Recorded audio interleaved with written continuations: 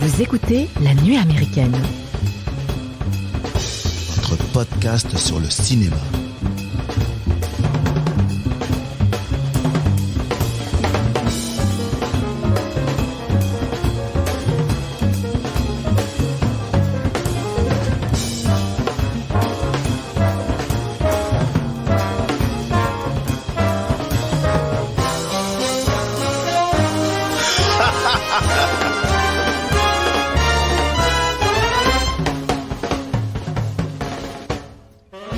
Bonjour les amis, vous aimez le cinéma et comme nous, parfois vous êtes de mauvaise foi, alors soyez les bienvenus à la table de la nuit américaine, car autour de cette table il y a la crème de la critique cinématographique. Au menu d'aujourd'hui, nous vous servirons en plat principal Léon, le film de Luc Besson sorti en 1994 avec à l'affiche Jean Reno, Nathalie Portman, Gary Oldman et Daniel Aiello. En deuxième partie d'émission, nous parlerons du slasher whodunit des ados des années 90, Scream. La franchise a eu la très très bonne idée de sortir en ce début d'année 2022 son dernier opus. Puis nous irons boire une bière au bar The Dickens tenu par Ben Affleck. Pardon. C'est super comme nom. Le mec il flex tout le temps sur son bar. Dans le film réalisé par George Clooney, The Tender Bar, disponible en visionnage actuellement sur Prime Video, et on terminera ce podcast par les coups de cœur de toute l'équipe de la nuit américaine. Mais avant de vous présenter la belle équipe qui m'accompagne ce soir, même aujourd'hui d'ailleurs, on n'est pas le soir, je pose là sur la table la question primordiale qui animera nos débats. Léon annonce-t-il le déclin artistique de Luc Besson? Pour essayer de répondre à cette question primordiale, je suis accompagné de Mathieu. Bonjour Mathieu. Bonjour Mike. De Loris. Bonjour Loris. Et là, cette fois-ci, je te regarde toi. Bonjour Mike. Et Julien. Bonjour. Salut. Julien.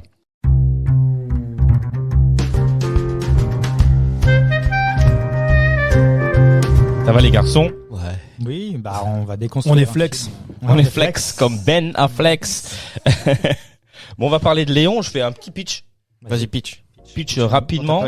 Le pitch, en une petite phrase, c'est un homme qui héberge gentiment sa voisine après le meurtre de sa famille. Ça, c'est le pitch le plus simple du monde. Après, il faudra développer l'histoire. Mais voilà le pitch.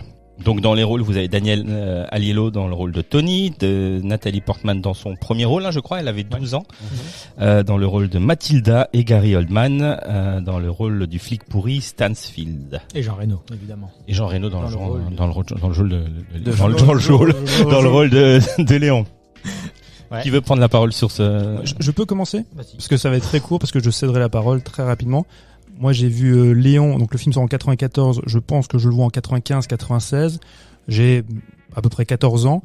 J'adore ce film-là. Je répète ce que j'ai dit en off tout à l'heure à mon camarade Lolo. J'adore ce film, je le ponce, je le regarde à foison.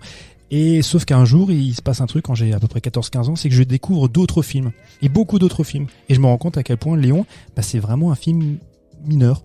Et du coup, moi, ce film-là, je suis toujours surpris de le voir dans les classements des meilleurs films français, que ce soit même des classements internationaux. Il est encore considéré aujourd'hui comme un très grand film français.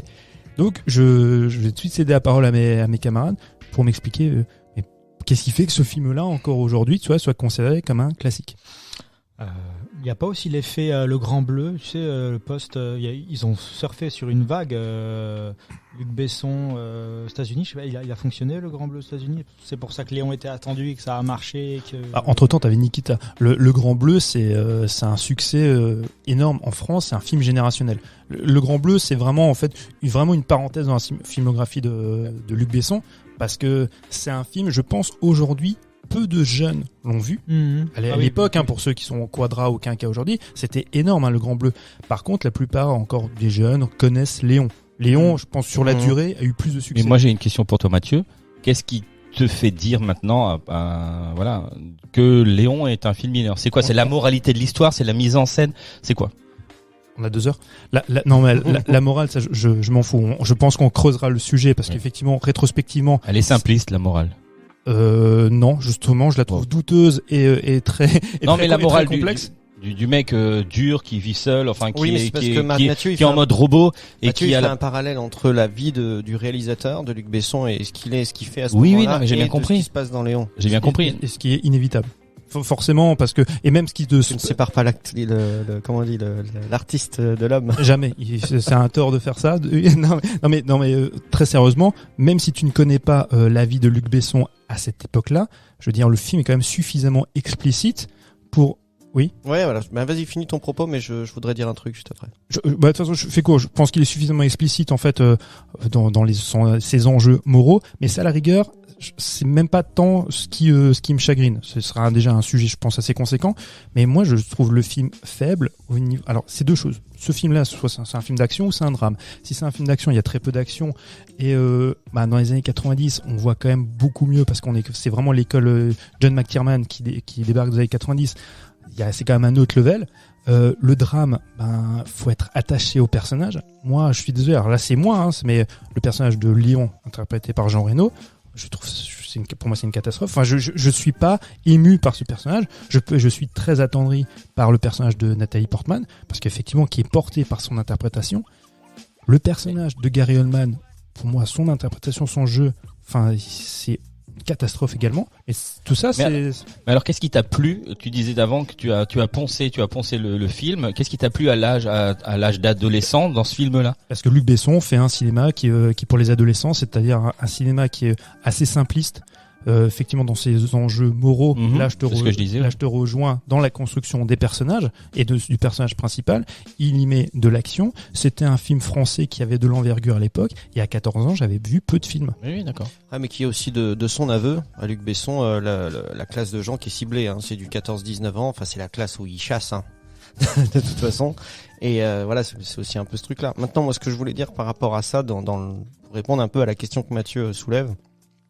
Moi, j'ai vu ce film-là aussi dans la même tranche d'âge, peut-être un peu plus vieux, je sais pas, mais j'ai découvert Léon à une époque où je peux encore être impressionné. J'ai pas ta culture cinématographique à ce moment-là. Non, mais à l'époque, je l'ai pas non plus. Je suis en train de la construire. Donc, ouais. Mais j'ai vu deux versions de ce film, d'accord. Moi, j'ai passé 20 ans, 25 ans, je sais pas combien, enfin pas mal d'années, avec la version corrigée, la version États-Unis, la version qui est sortie au cinéma pour tout le monde, d'accord. Pour moi, Léon, c'est ça.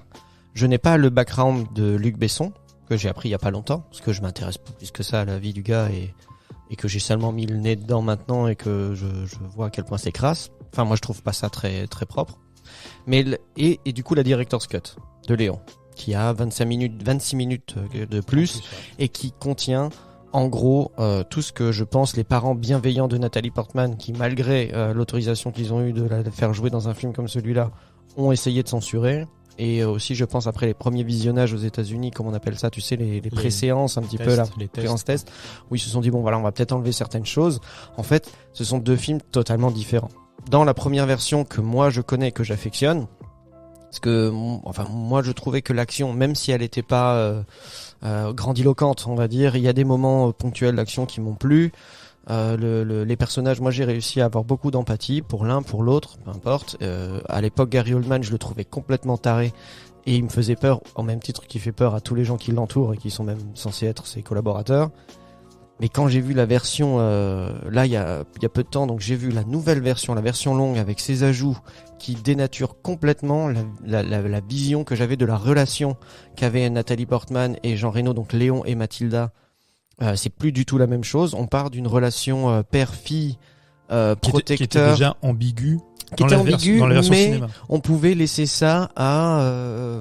tu peux l'interpréter de la manière où elle, c'est une gamine qui a grandi dans un environnement qui est malsain, parce que son père, c'est un petit malfrat de très bas étage et qui est un homme très peu respectable. La maman de substitution, c'est une prostituée. Elle a, j'imagine, parce qu'on nous le montre une fois dans le film, mais ça doit pas être la première fois que ça arrive, elle voit son père avoir des rapports au milieu de la journée dans les pièces de la maison, enfin un peu tomber dessus. Elle a un rapport à la relation homme-femme, père-mère, tu vois, qui est très malsaine. Et du coup, avec son regard d'une fille de 12 ans, on peut l'interpréter comme étant tout simplement un une fille. attachement.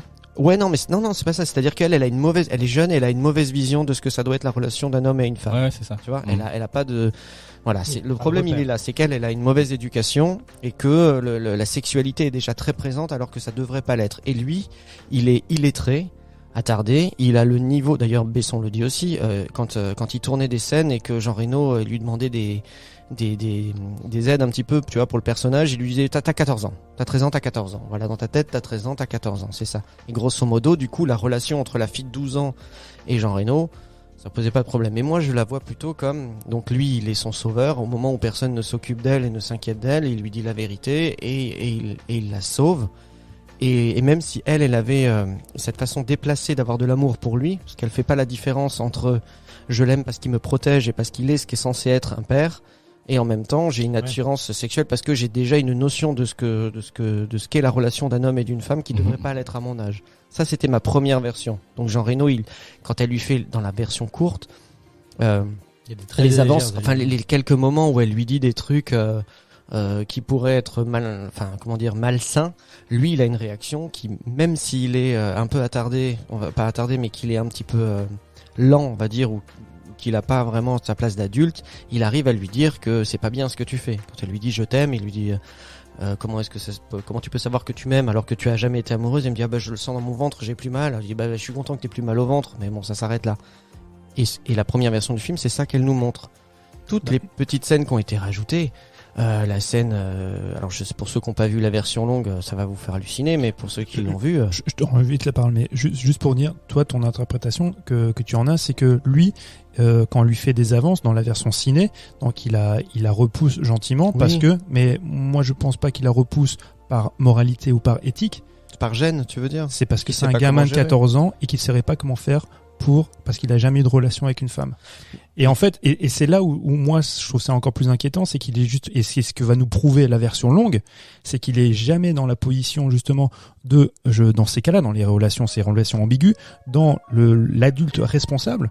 C'est parce que c'est un adolescent qui voudrait bien mais qui ne sait pas faire. Ouais. Mais moi je trouve ça très inquiétant. Non, mais je veux dire, et c'est en quoi je peux pas avoir d'attachement avec ce ça, personnage. je le pense pas, parce que c'est pas que je le pense pas. Pour moi, ça c'est pas encore inquiétant, dans le sens où je ne sais pas qui est derrière cette histoire. Tu vois ce que je veux dire? Le personnage, vraiment. C'est-à-dire le personnage de Luc Besson.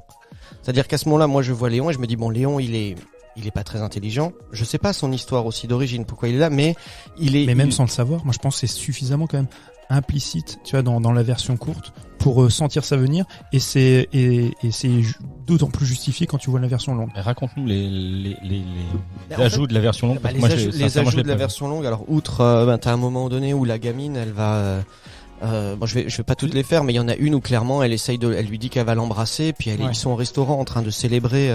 Déjà, il va alors attends, je vais prendre les choses dans l'ordre. Dans un premier temps, elle va jouer à la roulette russe devant lui. C'est une scène elle joue.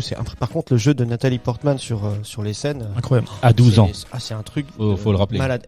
Faudrait regarder ces scènes juste pour les performances de Nathalie Portman à son âge. Mais pour ce que veulent dire les scènes, ça va vous changer la vision du film, hein, c'est clair, net et précis. Donc elle dit je vais jouer à la roulette russe, soit tu me gardes et en gros tu m'apprends à devenir une nettoyeuse, c'est ce qu'on comprend déjà dans la première mouture, soit je me tue quoi. Et elle dit si t'as un petit peu d'amour pour moi au fond de toi, tu vas m'empêcher de le faire. Et lui en plus, comme c'est un assassin professionnel et très très très doué, au moment où elle lance le barillet, il sait au bruit que ça fait, il lui dit il y a une balle dans la chambre et tu vas mourir. Et en fait au dernier moment, il évite le coup. Alors elle est décidée à le faire, elle est vraiment Nathalie, le personnage de Mathilda, elle est vraiment suicidaire, elle est vraiment au bout de ce qui peut être tout ce qui est le peu de choses pour lequel elle avait de l'importance est mort et a été détruit quoi. Et du coup il y a cette scène là et il va décider, Jean Reno. Nous, dans la version simple, on voit juste qu'il l'emmène une fois, on la voit tirer de très très loin sur un jogger avec un pistolet à longue portée qui est un pistolet à billes. Sans billes. Si, elle a une petite bille en une plastique. petite bille D'ailleurs, le mec sur qui elle tire, apparemment, doit être quelqu'un de connu parce qu'il a des gardes du corps. Mais ça, c'est la seule scène qu'on voit. Et après, on les voit tous les deux en train de faire, parce qu'ils partent un accord. Elle a dit, tu vas obéir à tout ce que je te dis, tu vas faire ce que je te dis, et je vais t'apprendre. C'est comme ça qu'on va vivre. Et elle doit faire les corvées de la maison, si tu veux. Et quand elle est dans la routine de Jean Reno, c'est-à-dire qu'ils font de l'exercice le matin, on le voit faire ses séances d'abdominaux et des trucs comme ça. Et au fur et à mesure qu'on avance dans la scène, on voit que finalement elle va reprendre son rôle d'enfant. Lui fait ses exercices, elle est devant la télé, elle regarde les dessins animés. Donc dans cette mouture-là, il n'y a plus la volonté pour Jean Reno de vraiment faire d'elle une tueuse. Tu vois, il est juste en train de la protéger et puis il s'en occupe parce qu'il a accepté la responsabilité quand il a ouvert sa porte. Mais dans la version longue, il l'emmène avec lui à de nombreuses reprises, forcer les portes de contrat, apprendre où c'est qu'elle doit le tirer sur les gars pour les tuer. Je te coupe juste parce que tout ça, on peut le comprendre. Elle est dans ce rôle, c'est de passation pour devenir aussi une tueuse. Mais moi je parle, en fait, je pense que Mike voulait rejoindre là-dessus aussi. C'est tout l'aspect en fait graveleux, tu vois, et incestueux qui sont rajoutés, qui sont en plus dans la version longue, comme par exemple quand ils sont au lit. Ouais, j'ai digressé énormément. En fait, c'est vrai que j'aurais dû en arriver tout de suite à ça, mais c'est que quand ils l'emmènent avec elle et qu'ils font leur premier contrat et ils tuent vraiment quelqu'un, ils vont célébrer ça au restaurant. Déjà, elle boit de l'alcool et elle grimpe sur la table du restaurant pour aller l'embrasser, comme une amante. Tu vois, et puis lui il refuse et machin, enfin c'est là c'est très très tendancieux et c'est là que ça devient vraiment malsain. Et exactement à un moment donné elle lui dit, ils ont une discussion tous les deux où elle lui explique que la première fois, le premier acte sexuel pour une fille, c'est un moment très important et qu'elle veut l'avoir avec lui parce qu'elle l'aime. Et après ça elle l'invite du coup à passer sa nuit avec elle au lit. Alors que lui n'utilise jamais le lit. Il n'utilise jamais le lit, donc ils sont habillés. Alors il y aura pas de scène de sexe entre les deux. Mais c'est très très très c'est très malsain et c'est vraiment et ça comme très tu dis, désagréable. La relation sexuelle ou à quel point c'est important pour une jeune femme, c'est elle qui explique tout ça, qu'elle lui explique à lui parce que lui il n'a pas connaissance de ça. C'est ce que je disais, c'est que lui effectivement c'est un gamin et c'est pour ça qu'il est ce rôle de protecteur et il le tient non pas parce qu'il est une figure paternelle. Il pourrait être une figure paternelle, mais lui, en fait, il est aussi dans une relation de couple, d'amoureux, sauf qu'il ne sait pas comment s'y prendre. C'est pour ça qu'il refuse des fois ses avances, parce que il ne sait pas faire. Capable. C'est elle qui entreprend la chose. C'est en quoi moi, comme dit, j'ai pas une position morale dans le film, même si très honnêtement, j'en ai quand même une, parce que ça, franchement, rétrospectivement, quand tu vois ça, ça te met quand même très très mal à l'aise. Mais ça, du coup, ça fait que je n'ai pas d'empathie pour le personnage de Léon. Franchement, j'arrive pas à m'attacher à lui. Elle, lui, évidemment, parce que déjà l'interprétation est dingue, parce que de ce qu'elle a vécu, effectivement, tu ne peux que avoir de l'attachement pour elle. Mais donc le côté drame du film, moi, il ne me capte pas. Et comme je disais, les scènes d'action ne me captent pas non plus. Excuse-moi. Oui, vas-y. Juste pour les scènes d'action, parce que je me souviens j'avais le souvenir de beaucoup aimer ces scènes d'action parce que Léon dégageait quand même un sacré charisme, je trouve, quand il est en tueur. C'est le mec ultra froid qui arrive, qui maîtrise tous ses gestes. Une ombre, il sait exactement ce qu'il fait. Et je trouvais que c'était assez bien filmé, notamment la scène où il arrive et il tue, je sais pas, il tue le tout premier. Quand il tue le collaborateur de Gary Oldman, là, à un moment, quand il est en train de dealer avec des, je crois que c'est avec les Chinois. Il arrive, tu vois juste son bras, qui assassine un peu les gens. Et il lui dit juste ni femme ni enfant. Voilà, il y a ce côté, moi je trouvais très très clean dans cette mise en scène là et dans la manière de montrer comment il est quand il est un tueur, qui était, c'est assez grisant quoi. Quand tu le vois. Il y a le côté clinique du personnage. Ouais. Pour ce côté-là, moi je le trouvais qu'il était vachement cool. Après, c'est vrai que tout le reste, je vous rejoins clairement. Mais moi, c'est ce que j'avais ça en souvenir en tout cas. Et c'est ça que j'avais aimé. Ce côté clinique, ce côté un peu cool. Moi, je trouve. Alors, le rôle était beaucoup plus court et plus restreint, mais je trouve qu'il était mieux amené dans Nikita. C'est quand il fait son personnage. Il a le même. C'est le même rôle. Alors, il a pas le même nom, mais c'est de là que découle le scénario de Léon. En fait, il me semble, si je dis pas de bêtises, que Besson, en fait, il a déjà le 5e élément en ligne de mire. Mais c'est long, ça prend du temps, ça machin. Et il s'était dit qu'effectivement que le rôle de Victor qu'interprète donc Jean Reno dans Nikita, qui est un nettoyeur parce qu'il se présente comme tel. Il y a d'ailleurs des scènes folles dans Nikita. C'était pas au niveau de l'écriture, tu vois. Je trouvais que c'était mieux amené visuellement au niveau de la mise en scène. Dans Nikita, tu veux dire ? Dans Nikita, parce qu'il est vraiment, quand tu parlais du nombre, quelque chose de fantomatique qui apparaît, tu vois. Je trouvais que c'était. Alors tu vas me dire, c'est plus compliqué à développer sur un film qui fait près de 2 heures, mais bon, moi, je préfère Nikita. C'est vrai que c'est un film qui me parle plus. Mais dans Léon, je trouvais que, ça ne fonctionnait pas. J'entends ce que tu dis. C'est le côté effectivement extrêmement méticuleux et rapide, comme on a pu voir dans, on sent les influences par exemple des films comme le Samouraï, tu vois, de Jean-Pierre Melville ou tous ces films-là. Mais moi, ça me manquait justement de charisme. Ok. Je trouve dans Nikita, il y a quelque chose de charismatique déjà par la tenue, tu vois. Mhm. Le côté, effectivement, on est très dans cette mouvance du samouraï.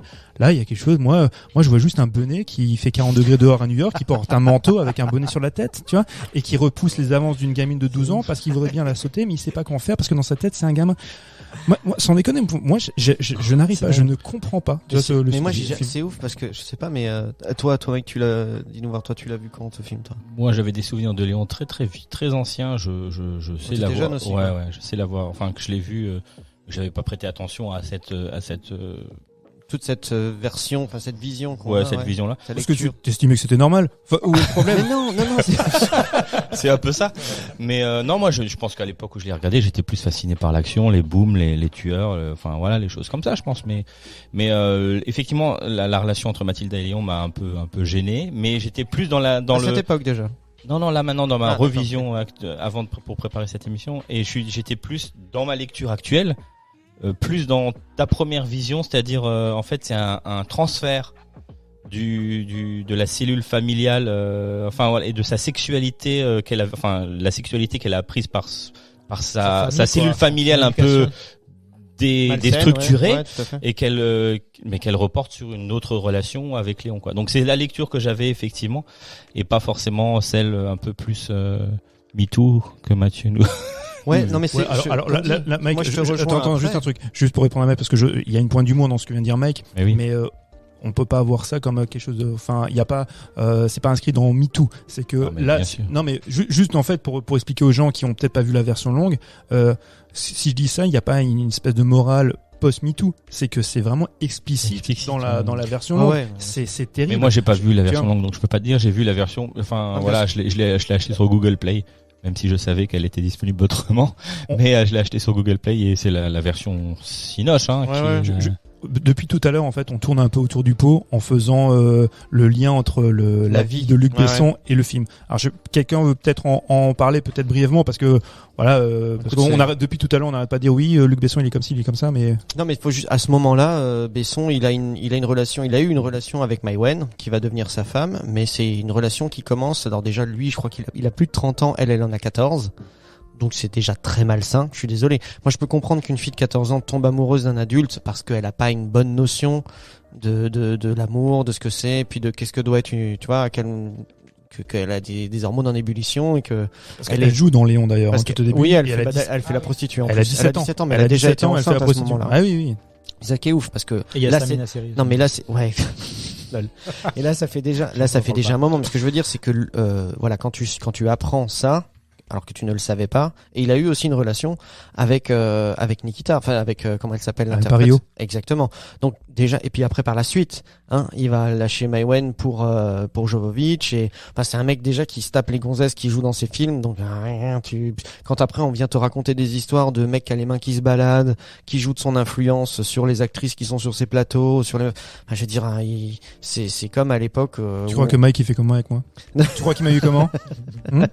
oui mais écoute c'est consenti, qu'est-ce que je te dis. Bah peut-être Non. c'était consenti pour ces jeunes femmes aussi. Non mais peu importe ce que je veux Putain, dire. l'image c'est que vous tu vois, renvoyez de ma personne aux Non, mais auditeurs. pour rester dans le truc, voilà, c'est que quand tu commences à creuser, que tu vois la relation que lui peut avoir à l'enfant, à ce genre de choses, c'est là que tu te dis, mais et puis Mai Wen derrière qui te dit, ah ben moi ça me choque pas, c'est mon histoire.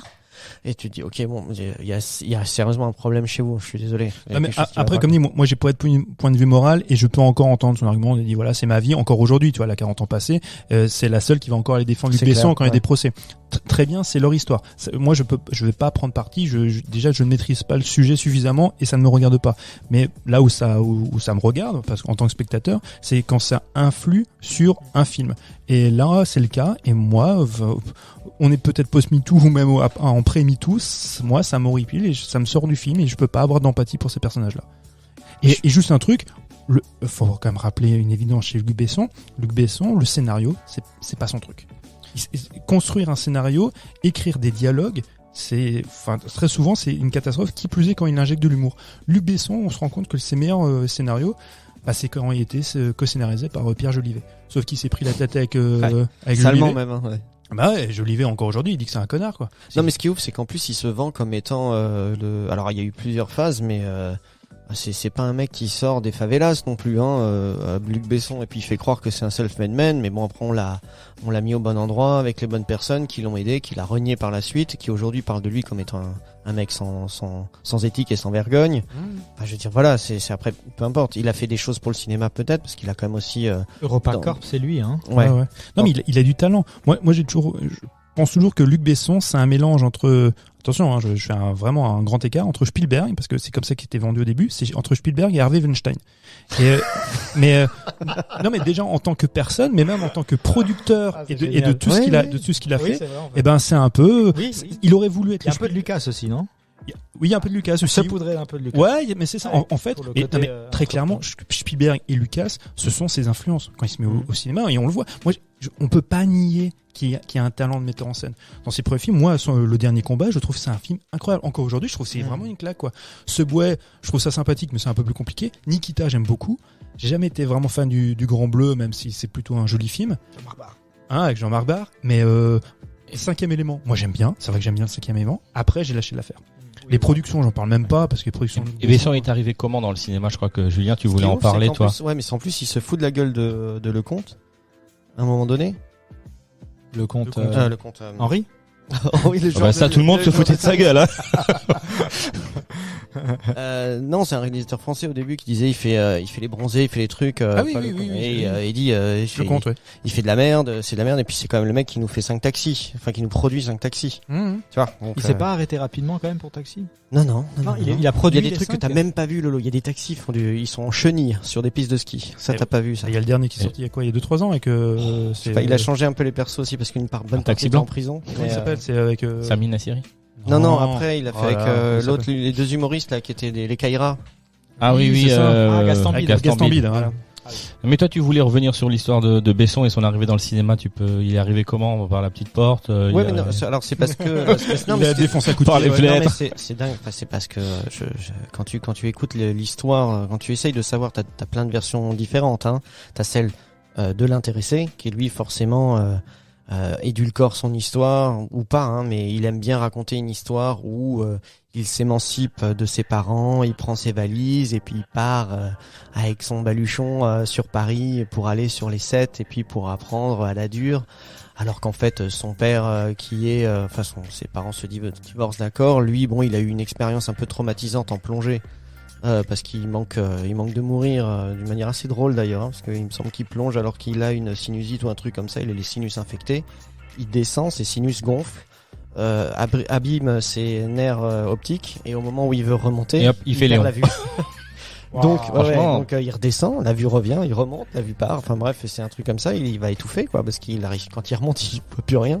Enfin, il y a tout un truc comme ça. Bref, finalement, fini la plongée pour lui, qui était plus ou moins sa passion, parce que ses deux parents étaient instructeurs de plongée. Enfin bon, tu vois, il y a tout un truc. Mais c'est pas un petit gars qui sort de la rue et qui a rien à bouffer. Ses deux parents, ils sont à la cool et il fait de la plongée. Hein, on est bien.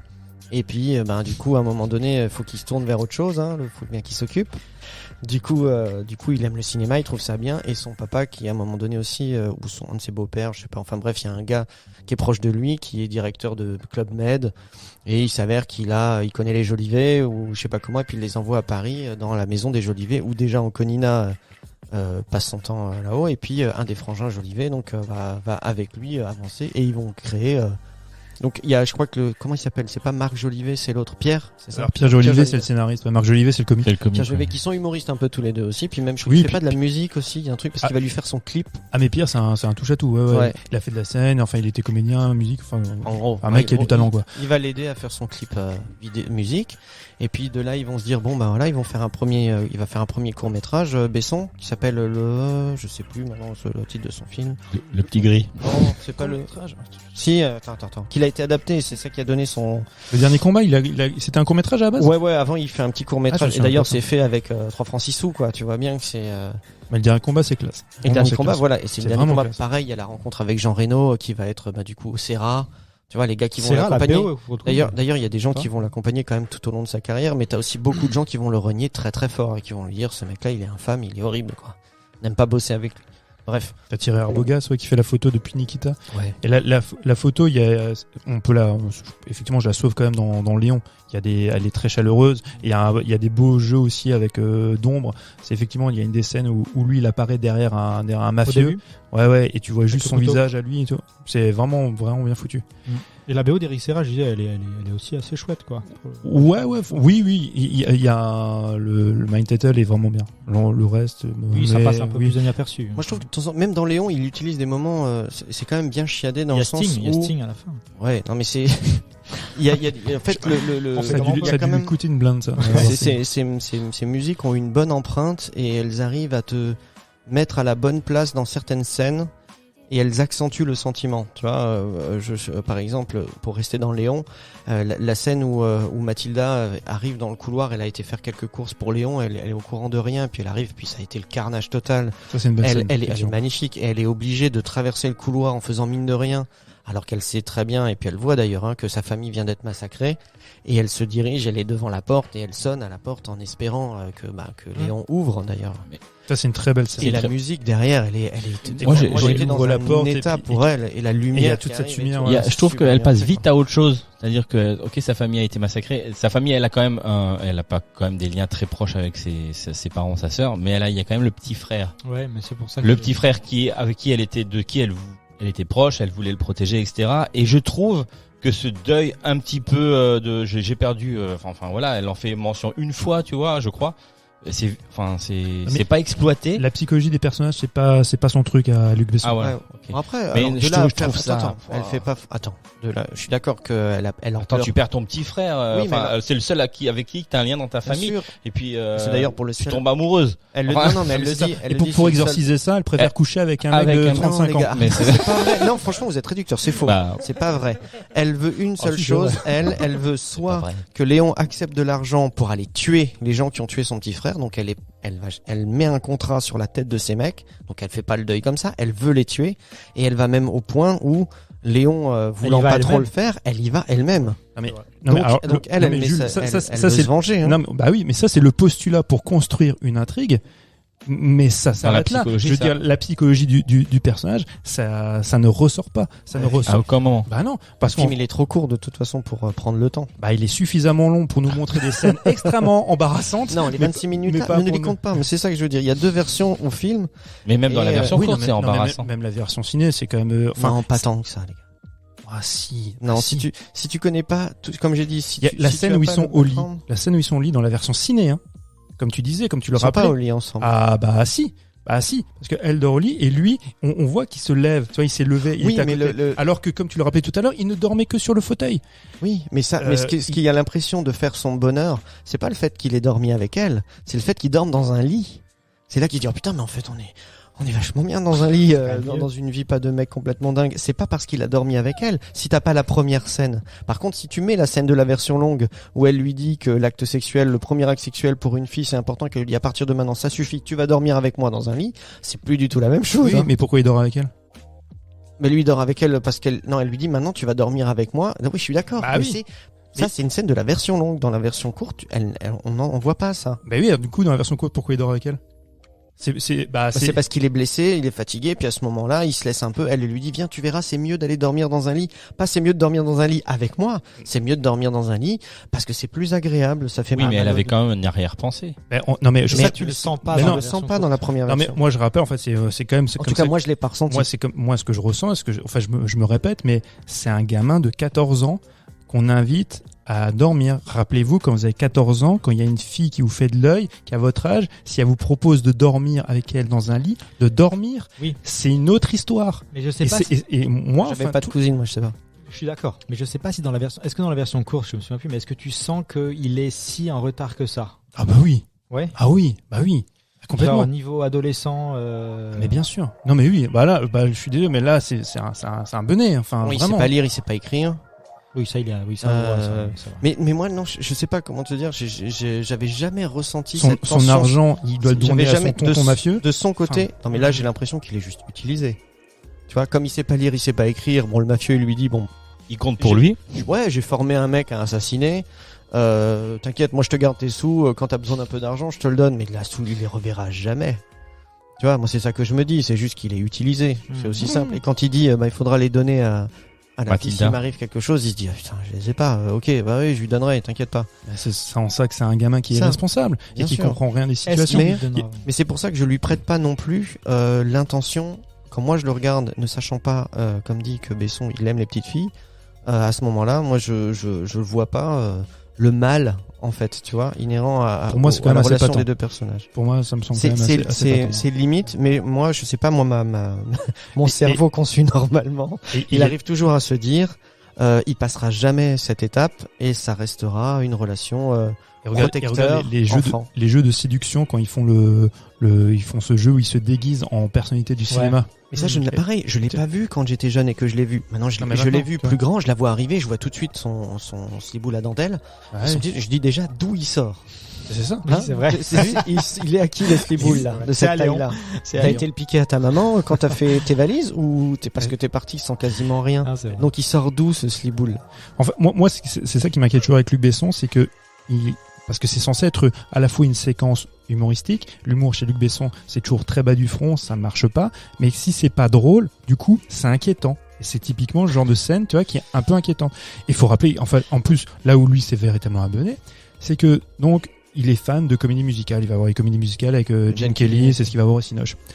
Elle lui fait Marilyn Monroe, connaît pas. Bon, il a pas vu beaucoup de comédie musicale.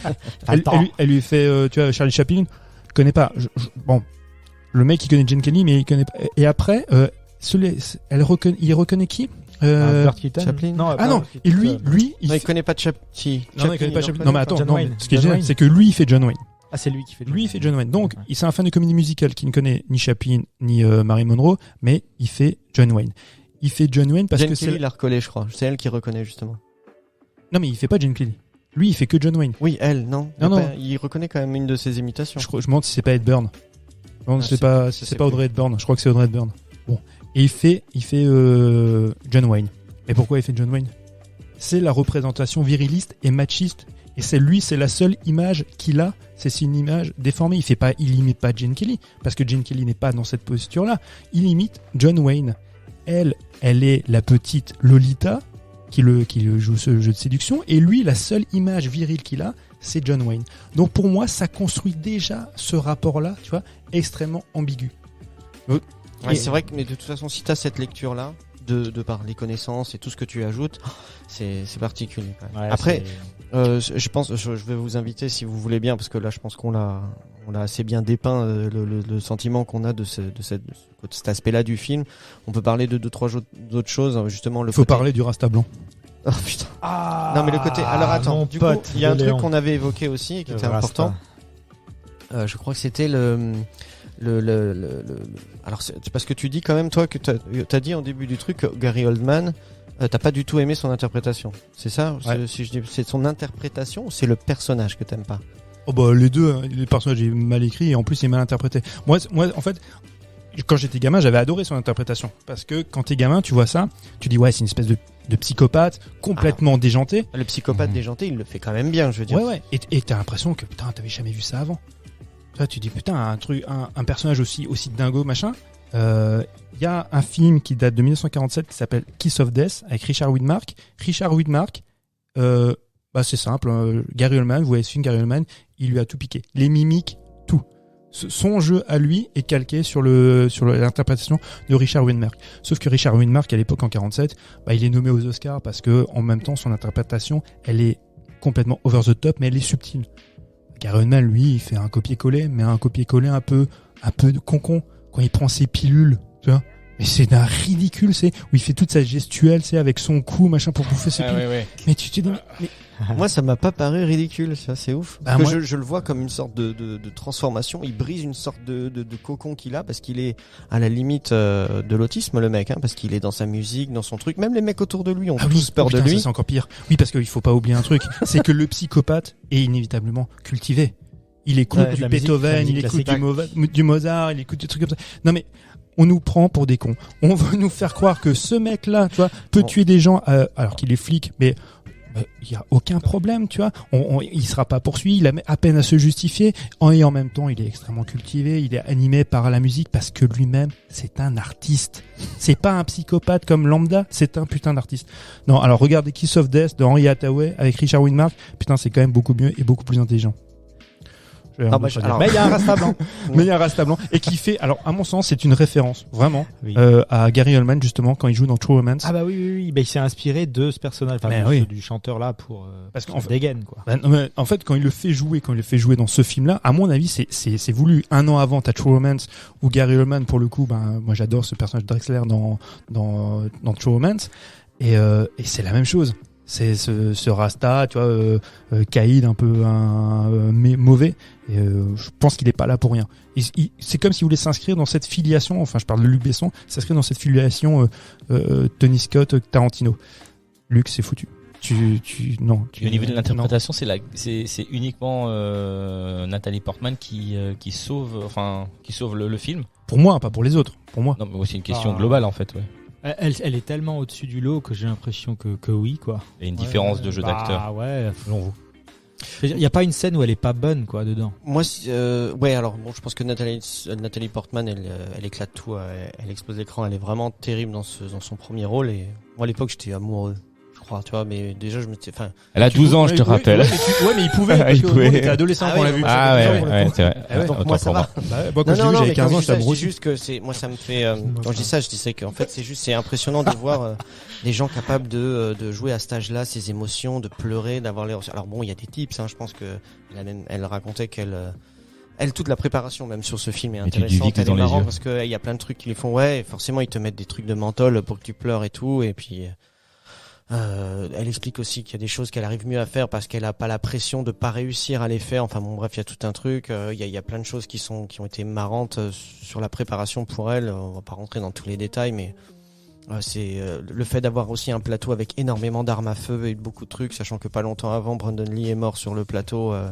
de The Crow. Ouais, voilà. Donc du coup, il y avait quand même une certaine appréhension, et puis les parents l'ont formé à l'utilisation et la. Non, mais aujourd'hui, ça va beaucoup mieux. Demande à Alex Baldwin. Demande à Alex Baldwin. Ça va beaucoup mieux sur les Quelle tournages. tristesse. Sale Bon, histoire. bref, mais c'est pour dire que moi, l'histoire. moi, j'avais trouvé que justement, alors, Jean Reno, il y a des fois, je l'ai même trouvé dans les yeux. Alors, vous allez halluciner, mais moi, j'ai trouvé qu'il avait le même regard. Tu vois, si tu prends le nez, les yeux de Stallone. Un bras d'or. Quand il avait Pour pas un. les lunettes. Je te jure, c'était l'impression, et même dans sa façon de jouer un peu, de faire des premiers Rocky ou des trucs comme ça, enfin, qui étaient. Je me suis dit, putain, c'est marrant, en fait, ils ont quelque chose tous les deux. Bref. Mais lui, donc dans son rôle, peut-être pas quand tu le vois sous son aspect bené, mais effectivement, moi, la scène d'intro, où tu le vois limite rentrer, sortir de la vie de ce mec, et puis utiliser forcément le couteau en dernier recours, qui est, de sa définition plus tard, le niveau ultime de l'assassin, c'est-à-dire là, t'es au corps à corps, et vraiment, c'est l'alarme blanche. Même si tous les mecs autour de lui jouent mal, c'est dégueulasse. Franchement, il y a des trucs où, tu sais, tous les hommes, Les goons. ouais, les goons, les hommes de main, là, un petit peu, ils font, si tu t'attardes sur leur jeu et tu vois que c'est hésitant, que machin, enfin bon, c'est assez mal foutu, en final. Même Jean Reno, c'est ridicule, quand le mec, il tire à la mitraillette, sur le, Quand il est sur la terrasse. ouais, sur la les terrasse, et le tueur va regarder, par un œil à travers un Au trou cas où. pour voir ce qui se passe, donc l'autre il a juste à savonner comme un cochon, et puis c'est réglé. Je sais pas par quel faux plafond il passe non plus pour rentrer dans l'appart. C'est Tooms. T'as déjà vu X-Files? Mais C'est à- Tooms. Ouais, mais à l'époque, C'est ça, ça avait fonctionné. Comme tu dis, la menace, tu peux faire ce que tu veux, tirer dans tous les sens. Il peut se mettre face à toi, et il a vraiment pas peur de prendre une balle à ce moment-là parce qu'il est au-delà. Tu vois. Donc dans ce truc-là, ça avait marché avec moi, et puis la relation des deux fonctionnait aussi. Moi, j'avais trouvé, pour moi, ça avait été attendrissant parce que j'avais pas eu la lecture malsaine entre les deux, et c'était très bien. Et Gary Oldman, pareil, les scènes où je l'avais vu faire à l'époque m'avaient impressionné. Tu vois. Et alors que je trouvais tous les autres servent strictement à rien, vraiment à rien du tout. Ils parlent très très peu, mis à part celui qui va faire donc du coup Tony. C'est tout. Mais, Vous l'avez vu, à l'époque, vous l'avez vu en VF. Oui. ouais, Ah oui. oui. ouais. Et vous vous souvenez, en fait, Nathalie Portman, pour moi, je l'ai vu. Qui est meilleur en fait. Hein Qui est meilleur en fait. qui est meilleur. Comment ça La VF de l'époque était mieux que la VO en fait. Quand il se Bah, parle, pour eux, c'était mieux. Ludivine Sagnier qui double Nathalie Portman, c'était déjà top quoi. Moi je trouvais que Clairement, la ouais. VF elle est bien. Bon après c'est Jean Reno qui se double, mais Arrête de dire ok. Ouais, mais, alors là je vais être très mauvais puis je vais mettre beaucoup de monde à dos parce que je sais que la plupart des gens aiment le Jean Reno. Mais moi quand j'entends qu'on compare Jean Reno à Gérard Depardieu, les deux grands comédiens français, mais non, mais je suis désolé, mais Gérard Depardieu, mais il le met à l'amende, mais il y a pas de comparaison possible pour moi. Franchement, Gérard Depardieu, il a une palette de jeux et il a une filmographie, mais Jean Reno, il va pas à la cheville. Sans c'est déconner, vrai. hein. Sans déconner. Ah, et Visiteur. Bah, c'est son plus grand rôle. Oui, c'est clair. Pour moi, c'est son plus grand rôle. Aux États-Unis. Ouais, c'est ça. C'est ça. Ah, Et on a Après, bien c'est vrai que même si c'est pas le plus grand acteur français qu'on ait en termes de palette de jeu, c'est celui qui a été international très parmi Tu m'as d'autres. oublié. Non, C'est Christophe, moi, Christophe Lambert. Je t'oublie pas, mais Christophe. Mais qui d'ailleurs parce qu'il a un joue aussi physique et dans une présence. Subway aux côtés de Jean Reno, mais c'est des gens, voilà, ce sont des gens qui ont C'est un casting de fou, hein, dans Subway, Subway, hein. dans Subway. Là, Jean-Pierre Bacri. Ils jouent qui aussi dedans. tous les deux. Ouais, mais Ouais, il y a un le film professeur Batman, Ouais, non, c'est ça. le flic. L'inspecteur Batman. le film qui s'appelle Ronin. C'est un film français. Ronin. Non. Ronin. Non. C'est un film américain. C'est de John Frankenheimer. Et il joue dedans, Jean Reno, non? Il Oui. joue dedans avec Robert De Niro. Oh, voilà, c'est ça le truc. Ok. Alors, Ronin, le film est pas ouf, mais il y a des courses de bagnoles dans ce film. Ah, donc, John Frankenheimer, c'est le mec qui Ça, c'est est... français par contre. Hein. Quoi? C'est Rémi Julienne, je veux dire, juste, c'est les cascades dans ce film, non? mais de toute façon, Rémi Il est Julien... partout, en fait. Non, mais Rémi Julien, on a tendance à l'oublier. Des fois, même, je me souviens d'une époque, on s'en moquait. Rémi Julien a fait parmi les plus grandes cascades. Il a fait beaucoup de James Bond. C'était vraiment une pointure. Dans Ronin, c'était très très réaliste en fait aussi. Et oui, c'est mais- ça qui était. Mais parce que qui était John très particulier. Frankenheimer, c'est le mec qui a fait French Connection 2. Déjà, premier French Connection de Fred King, c'est un putain de film avec des courses de bagnoles de dingue. Et le 2, même si l'histoire est un peu moins prenante, il y a des courses de bagnoles dinguissimes. Et Frankenheimer était longtemps dans le creux de la vague quand il vient faire Ronin. Enfin, le film est pas dingue, mais putain, il y a des scènes d'action. Et franchement, les scènes d'action et les courses poursuites, elles sont vraiment bien foutues. À voir, hein, ceux qui l'ont pas vu. Merci. Merci les garçons pour l'avis que vous nous avez partagé autour de ce film Léon de Luc Besson. On va passer à la deuxième partie de cette émission.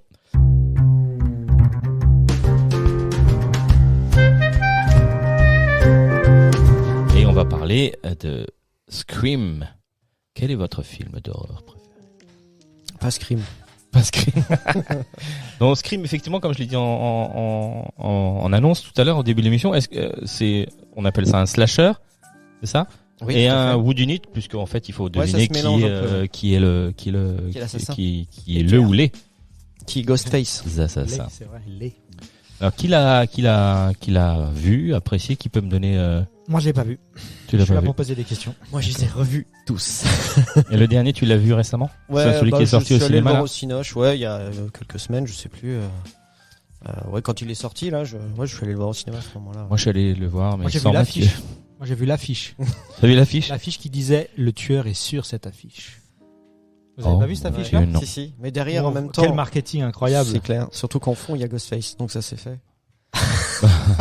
C'est Je te jure. Je dis en fait, ils prennent Oui, pour non, des mais cons, oui. tu vois. Ils Bon, mettent- la première chose que moi je peux reprendre, moi j'ai vu ce truc, mais dès le début, j'ai su qui étaient les T'as eu raison. le. T'as eu raison. Qu'on ne dévoilera pas. Ouais, j'ai eu raison. Ah ouais, cool. Non, on Alors, ne dévoilera pas. Le ou les, on ne sait pas. Ce qui est Mais- génial. Mais en c'est tout que- cas, je l'ai su dès le départ. Et évidemment, mais on le sait tout de suite. Ah, Et ce qui est fantastique, c'est que les réalisateurs, ils ont fait 3 fins différentes pour que les comédiens ne sachent pas qui sera le tueur. Et même les comédiens entre eux faisaient des paris pour savoir, ce sera toi le tueur, ce sera moi le tueur. Ah, dans la version mais les finale, gars, du coup. mais j'ai envie de leur dire, mais les gars, vous avez pas lu le scénario? Au bout de 10 minutes, tu comprends qui sera le qui tueur. sera, quoi. bah oui. Enfin, franchement, si tu as vu un peu des films, voilà, des slashers, des whodunits, machin, putain, mais c'est cousu de fil blanc, quoi. Ou alors tu te dis qu'ils mettent les pieds dans le plat exprès. Ouais, mais ils sont pas suffisamment finaux, parce que les gars, on les connaît, ils sont pas très très finaux. Non, enfin, Donc c'est pas Wes Anderson qui a fait Wes Anderson. Wes Anderson, c'est c'était Craven. sûr que c'était pas lui. Ouais, C'est pas Wes lui. Craven non plus. Wes Craven. Ouais, C'est pardon, ouais. excuse-moi. C'était un Wes. Malheureusement. Wes Craven. Un qui, Westman. Pardon, un Westman. Alors même pour Wes Craven, là c'est pareil, hein, je vais me faire insulter, mais Wes Craven n'a pas fait que des bons films. Hein. Et il a le premier Scream est bien, les 3 autres, enfin ça c'est mon avis, c'est déjà très mauvais.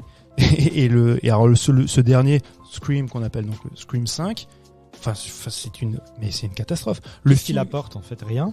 que dalle. Le film, c'est ce qu'ils appellent maintenant un requel. Donc, Oui, c'est en ça, fait, ouais. c'est tout nouveau. Ça vient de sortir, c'est tout neuf là. C'est une séquelle, on va dire, mais qui joue sur la nostalgie et qui est une relecture de l'œuvre Ah, originale. donc très méta, c'est ça. Mais c'était déjà. Mais toute la saga est méta, c'est sauf que vrai, là, c'est c'est vrai, méta c'est vrai. caca. Il faut se dire, la séquence d'ouverture, c'est un plagiat de la séquence d'ouverture du premier de Wes Craven. Mhm. Dans la version originale, avec Drew Barrymore, cette séquence-là, Ça le fait.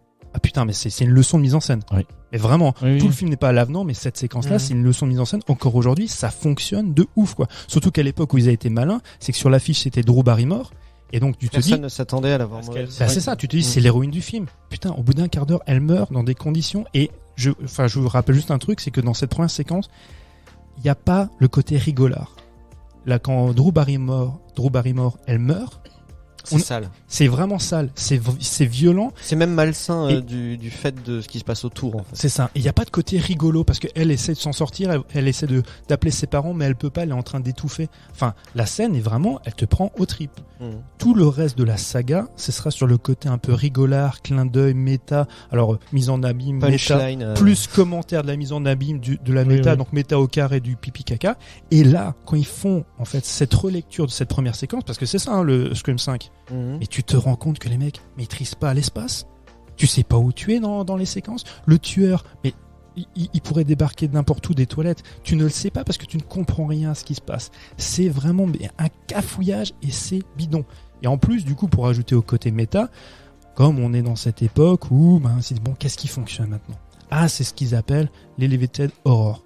Donc, elle va dire, oui, mais moi, j'aime pas les films de slasher et des machins. tout ça. Moi, j'aime bien les films elevated horror. Déjà, il y a un truc, ça c'est un truc de journaliste. Elevated horror, pour moi, c'est une aberration. Non pas les films qui sont associés à ça, comme Hérédité, ces trucs-là. Mais définis que ça, j'adore. définis-le parce que je vois pas de quoi tu parles. Elevated, c'est au-dessus, un peu au-dessus. Ah, c'est avec un. Ok.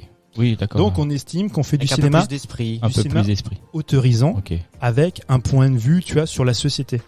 Les gars, Romero, Carpenter, ils faisaient déjà ça à l'époque, mais ils Mhm. n'avaient pas la prétention de dire nous on fait de l'elevated horror. Mais c'est ça, le retour, les morts vivants, tu vois, zombies, c'est ça. Mais maintenant, comme il faut rentrer dans les cases et que la critique institutionnelle s'intéresse à ces films, et c'est dire non, nous on regarde pas du film d'horreur, du cinéma d'horreur, nous on regarde de l'elevated horror parce que Il y a un message derrière. parce que pour- Sociétal. le film d'horreur, c'est pas pour nous parce que ça c'est bêta, c'est adolescent. Mais je vous emmerde parce que moi j'aime le cinéma cracra aussi, j'aime le cinéma d'horreur qui tâche et j'aime bien le cinéma ce qu'ils appellent bêtement l'elevated horror. Mais c'est la même chose. Ça s'adresse en fait à un même public, à un public qui aime ça. Et dans Scream, on prend le public pour un con. Vraiment. Il dure combien de temps ce film? Trop longtemps.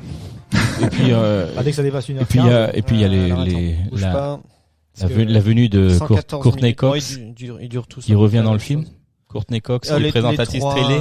Les trois sont là, ouais. Tous, ouais, Neve Campbell. Ouais, Neve Courtney Campbell, Cox. Courtney Cox, Arquette. Arquette aussi. Il ramène tout le monde, quoi. Ils sont tous là, ils sont tous là. Et sur les trois, le seul des trois qui revient, où il y a véritablement un arc narratif, tu vois, où on construit un peu le personnage, où on joue en fait plus que sur la nostalgie, mais sur le parcours du personnage. Je vais pas spolier, mais on l'oublie. Lui, très rapidement, il n'aura plus aucun intérêt. Alors que les deux autres nénettes, on s'en fiche d'elle. Sans déconner, elle débarque de là, elle ne pourrait ne pas venir, ça n'a aucune incidence. Clairement. Et leurs apparitions, elles sont au-delà d'anecdotiques, elles sont même bêtes. Il y a une séquence à la fin, c'est bon, qu'est-ce que tu fais? Tu vas toi, tu tires toi, qu'est-ce que tu fais? On tire avec le pistolet. C'est idiot. Idiot. Et du coup, il y a eu Halloween Kills il y a pas longtemps. Si on doit sauver un des deux, comme c'est un peu des franchises qui ont évolué en parallèle. Si le bateau coule, moi je saute. Ah ouais, aucun des deux. Enfin, je veux dire. Moi, je sauve Halloween Kills. Il est au-dessus. Parce que c'est nul, mais au moins c'est bête et méchant. Alors que là, c'est juste bête et même pas méchant, quoi. Non, c'est vrai que alors moi pour vous dire, c'est parce que je me suis quand même retapé toute la saga et ça faisait longtemps que j'avais pas vu les Scream. Le dernier souvenir que j'avais, je sais pas si tu te rappelles, c'est quand nous on était au cinéma ensemble et que quand on a vu arriver Courtney Cox avec son bec de canard, on s'était tous regardés l'air de dire mais qu'est-ce qu'ils lui ont fait quoi. Un masque FFP2. Et c'est presque ça. Elle a pas besoin. C'est un truc de ouf. Non, c'est vrai que c'était le souvenir que j'en avais, que c'était quelque chose de vraiment pas intéressant et qui me déplaisait beaucoup. Après, si tu acceptes certaines choses, c'est-à-dire que au Deus Ex Machina, tu te rends compte que l'assassin qui a soulevé un mec de 90 kilos pour le découper en deux avec un couteau de chasse, c'est en fait une meuf qui fait 1m65 et 48 kilos. Ah, tu spoil. Non, je spoil pas du tout. C'est dans tous les films, t'as des trucs comme ça. Ou alors si c'est une. Non, mais après je dis c'est ça. donc une... Non, mais attendez, je vois. Non, pas du tout. Mais je vois. Non, c'est en plus ça n'a rien à voir avec le dernier. Mais dans le 2, il me semble. Après, on s'en fout. C'est tellement. Oui, vieux. mais ouais, c'est Il y a clair, une femme, c'est une mère de famille qui est assassin et c'est la meuf. C'est un brin de fil de fil de fer. Hein. Elle est pas épaisse. Ouais, hein. mais ça à la rigueur, Et- c'est pas gênant. Tu vois. Mais c'est ce que je dis. C'est si ça- tu acceptes ces trucs-là, c'est-à-dire que après les mecs ils ont. Ça participe parce qu'on appelle toujours la Oui. Mais ce que tu disais, si. Vas-y. La suspension d'incrédulité. c'est ça, la suspension consentie Ok. d'incrédulité. D'accord. Et C'est-à-dire quand tu dis tu acceptes que les mecs sortent de n'importe Mike quel Myers ne peut placard. pas mourir, Jason Tu- ne meurt pas. Voilà, tu sais pas comment les mecs ils passent d'une pièce à l'autre en l'espace d'une seconde 30. Le Sans mec se qui faire était voir. derrière le mur n'est plus là. Et puis il se Et passe il a un truc laissé- dans le vestibule alors que les autres elles sont dans la cuisine et elles personne n'entend et les coups de personne feu. n'entend les coups de feu et les coups de couteau parce qu'elles sont dans la cuisine d'à côté et elles arrivent. Comment? Qu'est-ce que j'apprends? Ils sont morts. Mais tu sais, quand tu cuisines, quand tu mets la hotte, c'est souvent. Ah ouais. Ouais. Ah, c'était sur 5. Mais tu vois, moi, ces incohérences-là, eh ben, ça me dérange pas. Parce que c'est propre au genre. Mais ce qui m'agace, c'est quand on veut être plus intelligent que moi et me dire, non, parce que dans notre film, ça va pas fonctionner comme ça. Parce que nous, on a vu les autres films, les autres slashers, et on n'est pas des idiots, on n'est pas des personnages idiots. Mais si, vous l'êtes encore plus, parce que vous nous faites croire que vous maîtrisez la chose, alors que vous pataugez dedans. Est-ce que justement, je voulais ça c'est un truc parce que dans toute la saga, mis à part peut-être le 1 qui se prend un peu plus au sérieux parce que c'est le premier, mais dans le 2, 3, d'autant plus, hein, comme tu disais, à un moment donné, c'est au carré, machin, ainsi de suite. Je sais plus si c'est le 2 ou le 3 maintenant, mais ça commence par deux meufs qui regardent un film, mais en fait, ils sont dans un film, qui regardent 4. un autre film. Le 4 aussi. qui fait ça. Enfin bon, bref, au final, tu te dis, est-ce qu'on se... Et il y a toujours un peu ce côté, on en avait parlé aussi un petit peu pour Matrix le dernier, c'est-à-dire, on a ce moment justement où ils se réunissent, et c'est ce dont tu parlais quand ils parlent du prequel et de Elevated Horror, c'est que on s'excuse presque de faire ça en l'analysant dans notre film.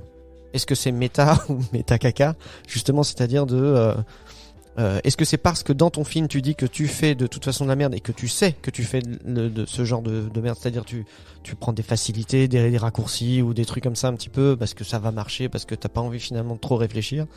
Et mais est-ce que ça suffit à te dire, parce que à un moment donné moi je me disais bon ok, il y a quand même une autocritique, tu vois, ou le mec dans le deuxième par exemple ou quoi, où tu te dis bon, il est en train de te dire oui, on sait, on est en train de faire la suite du slasher qu'on a fait, on va devoir voir ça, ok, mais moi je te l'apporte en faisant ça en plus. À un moment donné là dans le dernier film, par exemple ils vont jouer avec des mécaniques dans l'espace, c'est-à-dire le gamin il est dans la cuisine et il y a plusieurs accès à cette cuisine, et à chaque fois qu'il ouvre une porte dans la cuisine, tu vois, tu te dis bon bah il va fermer la porte et derrière sera le tueur.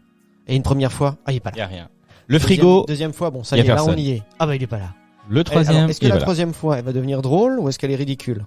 Tu vois, est-ce que la quatrième fois quand il va arriver, à quel moment est-ce qu'on est Non, mais tu te rends dans la compte l'aveu d'échec de ces mecs-là, Ouais, de c'est- pas de comprendre en fait comment fonctionnent les ressorts, tu vois, aussi bien scénaristiques que de mise en scène pour faire peur. Et là effectivement cette séquence-là, mais je l'avais complètement oublié. T'as tout à fait raison. C'est une des pires. Pour moi, ça a été une révélation. Quand j'ai vu cette scène-là, je me suis dit les gars n'ont rien compris. Ou alors c'est parce que je pense pas qu'ils soient justement en train de se dire, enfin, ils voudraient se dire comme on est malin, comme on vous, tu vois, on vous balade, vous spectateurs. Mais non, mais pas du tout. Nous, on a de l'avance sur vous parce que nous, au bout de 10 minutes, on a déjà compris qui est le tueur. Et là, vous jouez sur des ressorts, tu vois, de jumpscare qui ne fonctionnent pas.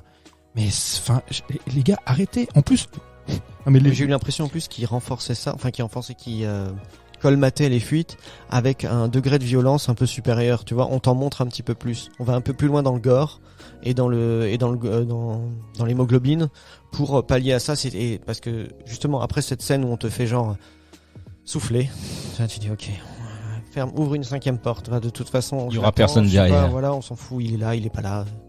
mais On a t'as compris. Et là, boum, le mec arrive et tu vois ce que tu ne voyais pas avant. Tu vois, par exemple, où on s'attardait moins dessus. Tu vois, par autant la première, il y a des scènes qui sont assez violentes. On voit jamais vraiment le corps ni les impacts du couteau et des trucs. Et Scream n'a Là, jamais on été va- gore. Voilà, Mais là on par va contre, te laisser, violent. là on va te laisser vraiment voir la lame qui traverse la chair, qui est plantée dedans, et le gars qui agonise et qui est en train de mourir, et on joue un peu. On préfère Scary Movie du coup. Non, c'est de la merde aussi, Scary Movie. Scary Movie, c'est pareil. C'est aussi jouer sur le côté méta. À la rigueur, hop, ça peut être drôle quand t'as picolé, tu te fends la gueule avec des copains. Mais sinon, c'est tout aussi débile. Moi, en fait, je suis hyper agacé par Scream Ça parce se que voit, ça se voit, Scream, ça s'entend. et comme Scary Movie, à mon sens, ça a fait beaucoup de mal au cinéma d'horreur parce que autant j'aime beaucoup le premier Scream, mais il faut se rappeler ce qu'on a bouffé après. Hein. Les Urban Legends, les Souviens-toi l'été Destination dernier. finale. Ouais, s'il en pleuvait. Hein. Bah ça c'est encore différent. Ah, c'est encore différent. Destination finale, encore tu sais quoi, je peux encore les sauver parce qu'il y a une certaine originalité sur la mort qui est inéluctable, machin. Mais sur tout ce qui est effectivement entre le whodunit et le slasher adolescent qu'on a eu par la suite, qui jouait sur le côté méta, mais on en a bouffé, hein, et ils étaient tous plus mauvais les uns que les autres. Et donc les Souviens-toi l'été dernier, c'était aussi scénarisé par Kevin Williamson qui avait fait le scénario de Scream, que tu connais Mike, enfin tu connais pas mais que t'apprécies parce que c'était lui qui a créé la série Dawson. Alors oui. Oh oui. Non mais Oh, c'est quoi ce? Hein? Non, il y a eu un petit, un bruit caca, il y a eu un bruit un caca. petit bruit caca qui. Bizarre. bah, c'est Scream 5. C'est la bande originale. Et c'est est-ce la que, BO. est-ce que ce film-là en annonce d'autres? Ah non, il est pas T'es jamais jamais sauvé. Non, mais de toute façon, tu sais pas. hein, On les n'est pas à autres, l'abri. On n'est jamais à l'abri d'une mauvaise nouvelle. Ah, d'accord. Tu peux Ok. faire. Mais tu vois, En fait, ça dépendra. Je réponds rapidement. Vas-y. En fait, ça dépendra en fait des résultats au box-office. Il faut se rappeler un truc. justement. Le 4 n'a pas fonctionné. Il n'a pas eu, le succès escompté. C'est pour ça qu'ils ont attendu une dizaine d'années, parce qu'à un moment donné, ils se sont rendus compte. Putain, c'est qui avait les droits? Je crois que c'était Legacy qui avait les droits, un truc comme ça. Et ils savaient pas encore en foutre. Et on parlera à notre public, du coup, si on attend Ils- 10-15 ans. Ah, c'est avant- ça. Donc du coup, ils se sont dit bon, on s'adresse à qui? Alors on sait que maintenant les gamins, comme tu disais tout à l'heure, Lolo, ils sont nourris de trucs un peu plus violents, un peu plus gore. Donc ils en ont rajouté dans le crâne, parce que les précédents, ils étaient interdits au moins de 12 ans. Le premier Scream était interdit au moins de 16. Ah oui, c'est vrai. Après c'était en moins de 12, parce qu'on était plus dans la blague potache que véritablement dans le slasher violent. Tout à fait. Et il y a des trucs, sans déconner. Alors non mais je m'en fous, je spoil parce que franchement c'était. Alors attends, spoiler alerte. Si vous aimez vraiment les Screams, vous voulez aller les voir, vous pouvez arrêter d'écouter. Et reprendre après. Il y a Et quand reprendre même. Après. Vous êtes prêts? Je Mais- spoil. Il y a un personnage dans le film qui s'appelle, le personnage principal, j'ai oublié son nom, je l'ai noté, s'appelle Samantha Carpenter. Oui. Le papa de Samantha Carpenter, c'est notre ami Loomis. Vous vous souvenez de Billy Loomis? Billy Loomis, ça, un des tueurs. Et qui le premier. apparaît dans le film. Donc, évidemment, Loomis, c'est qui? C'est le docteur Loomis dans Halloween. Dans Halloween. Halloween réalisé par qui? Carpenter. Par John Carpenter.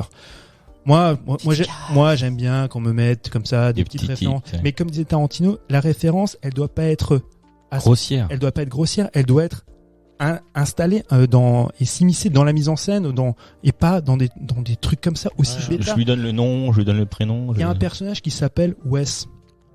Celui qui meurt parce que là il y a le Ghostface, on sait pas s'il sort du frigo, des toilettes ou je ne sais où. Et donc Wes meurt. Et donc les gamins, ils se retrouvent pour porter un verre À la mémoire. à la mémoire de Wes qui vient de mourir. Donc Wes Craven. Wes Craven. Oui, Et c'est... tout Même, ça. même au début, il y a écrit pour Wes. Mais ça c'est très bien. Mm. Et ça qui fait ça, il y a beaucoup de films qui font ça. Et t'en restes là. Ouais, Mais maintenant, t'en rajoutes avec cette scène-là, tu fais plus que des clins d'œil. L'autre s'appelle Carpenter, c'est la fille de Billy Loomis. Enfin, et là, je me dis, mais non, C'est les gars, l'indigestion, quoi. si j'avais 15 ans encore, tu vois, ça me ferait marrer. Mais non, mais sauf, voilà, je suis peut-être pas le public. Mais moi, quand je vois ça, ça me fait pas plaisir, ça m'agace plus que chose. Et ce qui est dingue, c'est que ce truc-là, en fait, ils le font à tellement de franchises. Et ça fonctionne très peu. Il y a peut-être des exemples, les contre-exemples qui font que ça fonctionne bien, mais si tu reprends, écoute, Spider-Man. regarde, tu prends, Spider-Man, oui, ils ont. Spider-Man, non. ils font que ça. Le dernier, c'est que des références comme Ah ça. oui, oui, c'est Ouais, méta, je l'ai pas vu celui-là. De toute façon. Je le verrai vraiment parce que j'aurai pas le choix. Mais tu prends le Die Hard. Quand ils ont repris les Die Hard longtemps après, pareil, j'en avais vu un, ça m'avait traumatisé tellement c'était mauvais, je me suis dit plus jamais. Les Terminator, Jurassic Park avec Jurassic World. T'as les Ghostbusters aussi, où on retourne dans le truc. Alors est-ce que c'est bon, est-ce que c'est pas bon Moi, je l'ai vu, moi, le dernier Ghostbusters. J'ai vu Il est aussi. drôle, le ouais. dernier. Ouais. Hein Il est drôle, il est chou le dernier. Il y Il- a des il- références au premier et tout, c'est assez... Ouais, mais c'est là en fait je me rends compte, c'est comme je disais tout à l'heure, je suis pas le public, mais là j'étais le public pour Ghostbusters parce que autant je trouve c'est mal amené et j'ai quand même lâché ma larmichette. Bah oui, parce que t'avais tes références. Parce que du coup, effectivement, comme on disait tout à l'heure, réminiscence, tu vois, de l'enfance qui revient. Tout à fait. Voilà. C'est idiot, hein, mais ça a marché pour moi. Et du coup, j'étais pas content. Je te dis, il m'a Ah ouais, eu, mais c'est- Vénère. il m'a eu l'enfoiré. C'est un truc, voilà, que c'est comme ça. On joue sur la nostalgie. C'est des mecs qui ont vu le cinéma en même temps que nous, qui maintenant le font et qui font ce genre de choses. Après, c'est plus ou moins réussi. Moi, je me demande même comment font les mecs pour être complètement fans de la série. Tu sais, il y a des gens, ils adorent ça, ils ont tout adoré. Quoi, de Scream? Ouais. Alors après, comme je te dis, même si tu adhères et si tu dis, ok, tant Parce pis. qu'ils ont biberonné ça dans les années 90. Écoute, on passe outre tout ça. Comme tu dis, moi, quand je suis arrivé à la fin du film, et les deux actrices qui reviennent, hein, et leur scène qui se passe d'ailleurs dans la même maison que le 1, tu vois, c'est là qu'on fait le Le requel. le requel. Ils sont carrément dans les mêmes lieux, dans les mêmes machins, et l'échange qu'elles ont ruiné tout ce qui aurait pu être potable ou comment dire acceptable dans ce film-là, tu vois. Et je me suis dit putain, mais c'est quand même ouf de se dire on va faire ça. Qu'est-ce que tu fais, quoi que tu fais quand tu fais ça, quoi, tu vois. Quand tu leur donnes ces punchlines, et après une punchline, ça peut être sympa. Mais là, t'as 6 punchlines de suite sur le même dialogue, tu vois. Et c'est cru, c'est cucu. C'est vraiment lourd. Ouais, c'est... Oui, pardon, Mike. Non, vas-y, termine. Non, moi j'ai. Non. Pas de problème. Il y a encore juste en fait une anecdote, mais ça je me souviens dans le premier, c'est genre de truc par contre, c'est juste pour contredire ce que j'étais en train de dire tout à l'heure sur le côté méta qui peut être agaçant, c'est que donc ça se passe à Woodsboro, puis ils habitent dans la rue de Elm Street. Et donc Elm Street, c'est Nightmare on Elm Street de Freddy. Et pourquoi on appelle ça? Parce qu'en France en fait, ça s'appelle pas Nightmare. Les griffes de la nuit. Hein? Les griffes de la nuit. C'est ça. En fait, c'est complètement con parce que aux États-Unis, ça a beaucoup de sens, tu vois, Nightmare on Elm Street. Parce que je sais pas si vous savez, la symbolique qu'il y a derrière, c'est qu'on en a déjà parlé la dernière fois quand on parlait avec des slashers et des films d'horreur. Il y a un événement qui a été crucial dans l'imaginaire collectif aux États-Unis et qui a amené en fait cette possibilité de voir des films d'horreur. C'est le 22 novembre 1963, l'assassinat de Kennedy, la bagnole qui traverse Elm Street, c'est là où il se fait assassiner par supposément, Oswald. on va dire par Lee Harvey Oswald. Tu vois, et en fait, ça a ce sens-là. Aux États-Unis, c'est hyper important. Et c'est pour ça quand Wes Craven sort le film en disant Nightmare on Elm Street, bah, ça a ce sens-là. D'accord. Et moi, c'est des trucs, voilà. Ça, par contre, j'aime bien parce que c'est pas surligné. Tu vois. Et quand parce que ça fait partie d'une espèce de cosmogonie, c'est de l'univers Wes Craven, quand ils sont dans Elm Street, bah, ça me va. On n'est pas en train de me rappeler, oui, parce que tu sais, il y avait peut-être une fois un boogeyman. Non, voilà, ça fait partie de la cosmogonie. Eh ben pour redescendre en pression, on va en prendre une pression au bar The Dickens, tenu par Ben Affleck. Au bar des hommes. Dans le film Tender Bar. Et pas le bartender. Le bartender, non. De George Clooney, film de George Clooney, sorti, je ne sais même plus où il est, disponible. Prime, voilà, c'est ça. Ouais. Depuis sur Prime Video. J'ai pas grand chose à dire dessus. Ouais, est-ce qu'il y a beaucoup de choses à en dire finalement? Ah, c'est compliqué. Finalement, ouais, mais bon, il y a un discours sur la masculinité, sur la relation père-fils, la transmission du savoir, la transmission. Bon, parce que le pitch du coup, c'est quoi? C'est l'histoire d'un gamin qu'on va suivre un petit peu, qui n'a plus de papa, ou qui n'a pas de papa, qui est très peu présent du moins. Son père, il l'entend juste à la radio, parce que bon, il a une voix un peu une voix comme ça. Il est animateur radio, ouais. Exactement. Et du coup, il est plus ou moins élevé, en fait, si vraiment élevé par sa mère et par son oncle. Qui tient un bar, The Dickens. Un bar, bah voilà. Et du coup, en fait, j'ai l'histoire de ce gamin qui on va raconter, qui est quand même fan de lecture, donc on va voir un peu comment dans ce milieu très populaire en fait, il va pouvoir s'élever et aller dans une grande université pour faire un peu le métier de ses rêves, parce qu'en fait c'est, il me semble, donc l'histoire vraie d'un prix Pulitzer de journalisme dont j'ai oublié le nom en fait, mais c'est basé sur une histoire vraie. J.R. Moringer, ouais. Voilà. Du coup, le film, bon après, moi j'ai trouvé qu'il y a certaines scènes qui étaient intéressantes. Ben Affleck qui fait du Ben Affleck, ça m'a pas complètement transporté. Mais ça, c'est des rôles qu'il sait tenir. Oui, c'est des rôles qui lui conviennent bien déjà à son physique, tu vois.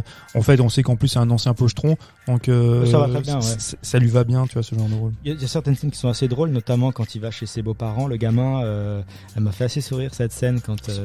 Oui, c'est les parents fortunés de sa copine. Voilà, donc il y a un peu une petite critique justement de cette opposition entre les middle class, voire classe pauvre, et puis les autres. Donc là, il y a des sous-textes qui sont assez intéressants, mais au final, j'en ai pas. Sa répartie, elle est sympa.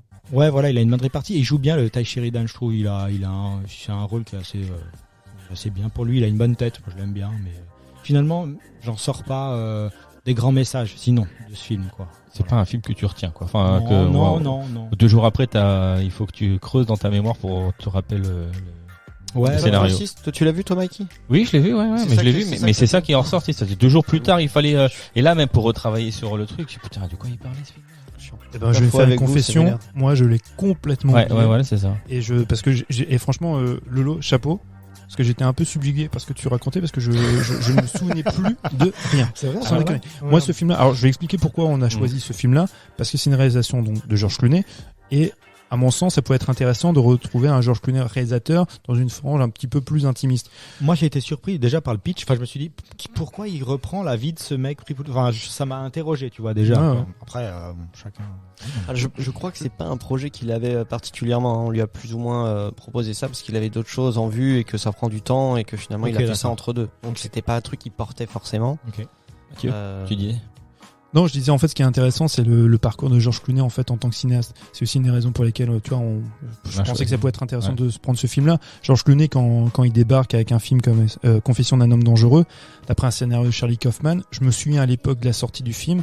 Moi j'aime C'est beaucoup le très film. réussi quand même. Ah Ouais, oui, moi j'aime beaucoup le film, mais je me souviens à l'époque parce que c'était produit par Soderbergh, donc il est très proche de Soderbergh. Ils s'étaient rencontrés, c'est sur les Ocean's 11 et compagnie, et ils sont très proches. Et effectivement, la patte du film ressemble un peu à du Soderbergh. Et je me souviens des critiques à l'époque qui étaient assassines, disant non mais Clooney, on sait très bien qui a fait le film. C'est Steven Soderbergh, c'est pas toi. Tu as un scénario déjà de Charlie Kaufman qui commençait à émerger. Tu vois le gars, il y a Steven Soderbergh derrière, donc tout le monde était un peu rentré dedans. Moi, je me souviens, j'ai 20 ans à l'époque quand je vois le film, je trouvais ça assez plaisant. Et après, il avait fait le film suivant qui s'appelle Good Night and Good Luck en 2005, qui pour lui a été rapidement en fait une espèce de consécration. Du coup, on s'est dit putain, en fait, c'est un cinéaste. Il a une patte et tout. C'était vraiment un très chouette film. Et du coup, c'est un cinéaste qui a commencé à m'intéresser plus en tant que comédien, parce que tout doucement, il s'est éloigné un peu de la comédie. On le voit de moins en moins faire l'acteur. Quand il joue, des fois, il joue dans ses films à lui, sauf quand il fait des pubs pour le café. Mais sinon, Netflix. Netflix, en fait, oui, Netflix, la dernière fois qu'on l'a vu, c'est un de ses propres films aussi, tu vois, et qui est une catastrophe. Le problème, c'est que c'est allé vraiment, c'est allé de mal en pire, en fait, hein. C'est vraiment le déclin continu, hein. Parce que moi, je savais encore, je m'étais noté un film qui a pas eu de succès du coup, qui s'appelait Jeu de dupes, qui était vachement dans l'héritage des films de Howard Hawks, ce genre de choses. C'est comédie un peu, c'est screwball comédie que moi j'aime beaucoup. Il y avait les marges du pouvoir, mais après, il y a à partir de Monument Man. Ah oui, c'est vrai. Après, ça va être de pire en pire. Bienvenue à Subir Con, qui est comme son nom l'indique, qui est bête comme ses pieds. Minuit dans l'univers, qui était sorti sur Netflix. C'était quand même. Ouais, c'était positif. Là, tu te dis. Ah ouais, là, tu te dis, bon, le mec, c'est vrai qu'il avait tourné chez Quaron, et puis il a bien assimilé Quaron, mais sauf qu'il a rien compris. Donc, du coup, il recrache une espèce de bouillie comme ça, enfin, qui est entre Solaris de Soderbergh et la version de Soderbergh, pas de Tarkovsky, mais entre ce Solaris plus Quaron, mais sauf que ça marche pas. Et là, je me suis dit, bon, il va retourner dans quelque chose d'un peu plus intimiste, peut-être un peu plus dans ses cordes. Et puis, moi, je me suis dit, ça peut fonctionner avec Ben Affleck dans ce genre de rôle. Mais ouais, c'était. Il est sorti quand, mec, t'as dit le 7 janvier. C'est ça.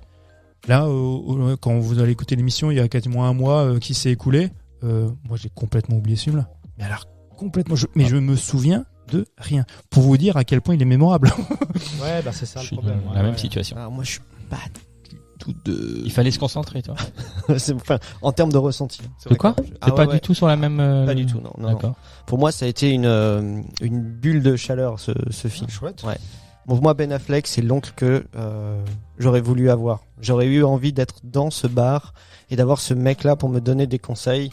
Pour le coup, il donne des bons conseils. Non, tout le mais temps, parce ça, que c'est vrai. moi j'ai trouvé que il était très empreint de bonnes intentions et d'amour. En fait, c'est vraiment les liens de cette famille sont très intéressants et ça m'a fait chaud au cœur tout simplement. Moi, j'ai beaucoup aimé leur relation à tous les deux. Ben Affleck, effectivement, il est juste dans un rôle qui lui demande pas énormément non plus. Comme tu dis, oui, il joue bien le tenancier de bar, mais tu sens que, enfin, moi, j'ai senti qu'il y avait une vraie aura positive et chaleureuse, tu vois, dans ce bar où il est. Ah, c'est vrai que c'est pas le cosy, tu te PMU sens de bien. Putange, Ouais, hein. les mecs sont sympas, même les potes à côté. Bon, c'est tous. Tu sens que c'est des mecs un peu, voilà, qui jouent au bowling et qui viennent boire des coups et qui ont des vies pas très luxuriantes. mais qui sont très prompts à te payer ton coup, à être fiers de toi et qui sont derrière. Donc non, c'est juste que cette histoire-là, ça a été comme ça a été raconté, j'ai trouvé ça chaleureux et j'aimais ces moments qu'ils partageaient ensemble. J'ai aimé la relation qu'il a. Des côtés transmission, Ah, quoi, ce le mec, truc un peu protecteur le père qu'il est censé avoir et qu'il a pas. Voilà, il y a plein de trucs. Christopher Lloyd, ça m'a juste fait plaisir de le voir, ce mec-là. Je sais pas pourquoi, mais quand je le vois, il suffit que je le vois pour que ça me fasse du bien. Tu vois, Mais t'as pas le sentiment en fait, parce que là plus vous en parlez, j'ai des bribes qui me reviennent. Mais justement, donc jouer le rôle, c'est du patriarche ronchon, tu vois, les gars qui sont au bistrot, comme tu disais, qui sont très sympathiques, qui te payent une bière et qui pourraient être en fait les gars un peu les prolos, sauf que c'est des prolos qui effectivement sont lettrés quand même un peu. Sont très lettrés, bien sûr. Forcément, parce que les personnages sont surécrits, que les dialogues sont Bah oui, mais c'est ça, et que les personnages comme les dialogues sont surécrits et que il y a quelque chose de on voudrait nous dépeindre une espèce de réalisme du Midwest, mais en fait qui n'existe pas, Absolument, qui est fantasmé. Moi, c'est une fable. Hein. Mais ouais, ça n'existe pas ça. Mais du coup, moi j'ai trouvé ça un peu cucu et je suis complètement sorti du truc. Absolument. Non, ça mais m'a moi, pas marché. C'est simple, c'est justement, l'oncle qui tient un bar, qui picole et qui boit des clopes, mais puis attention, les enjeux, tu peux boire si tu tiens ta vie en truc, tu vois, machin. Ok, c'est bon. C'est marrant parce que tu vois, toi, ce que tu as fait pour, par exemple, The Green Knight, où tu avais dit que tu t'étais laissé embarquer dans le truc sans trop, tu vas chercher tout. Bah moi, c'est exactement ce que j'ai fait avec ce truc-là. Je me suis pas dit, l'oncle qui tient un bar, il a lu les 385 bouquins qu'il y a derrière son truc, alors que de tout le film, si. Je vois pas à quel moment il bouquine le gars, et tu vois, et puis c'est vrai, il a jamais de livre. Bon, bref, tu vois, après, et puis le petit gamin qui devient prodige parce que à l'âge de 10 ans il aime lire les encyclopédies. Bon, écoute, si tu veux, mais il y a pas d'enjeu, tu vois, scénaristique, et il y a pas de mise en scène non plus, tu vois. Non, moi j'ai l'impression de voir un téléfilm vraiment, quoi. Ouais, mais l'enjeu que j'ai trouvé cool, c'était le seul truc, je me suis dit, c'est à quel moment le gamin va vraiment se rendre compte qu'en fait son père c'est Ben Affleck.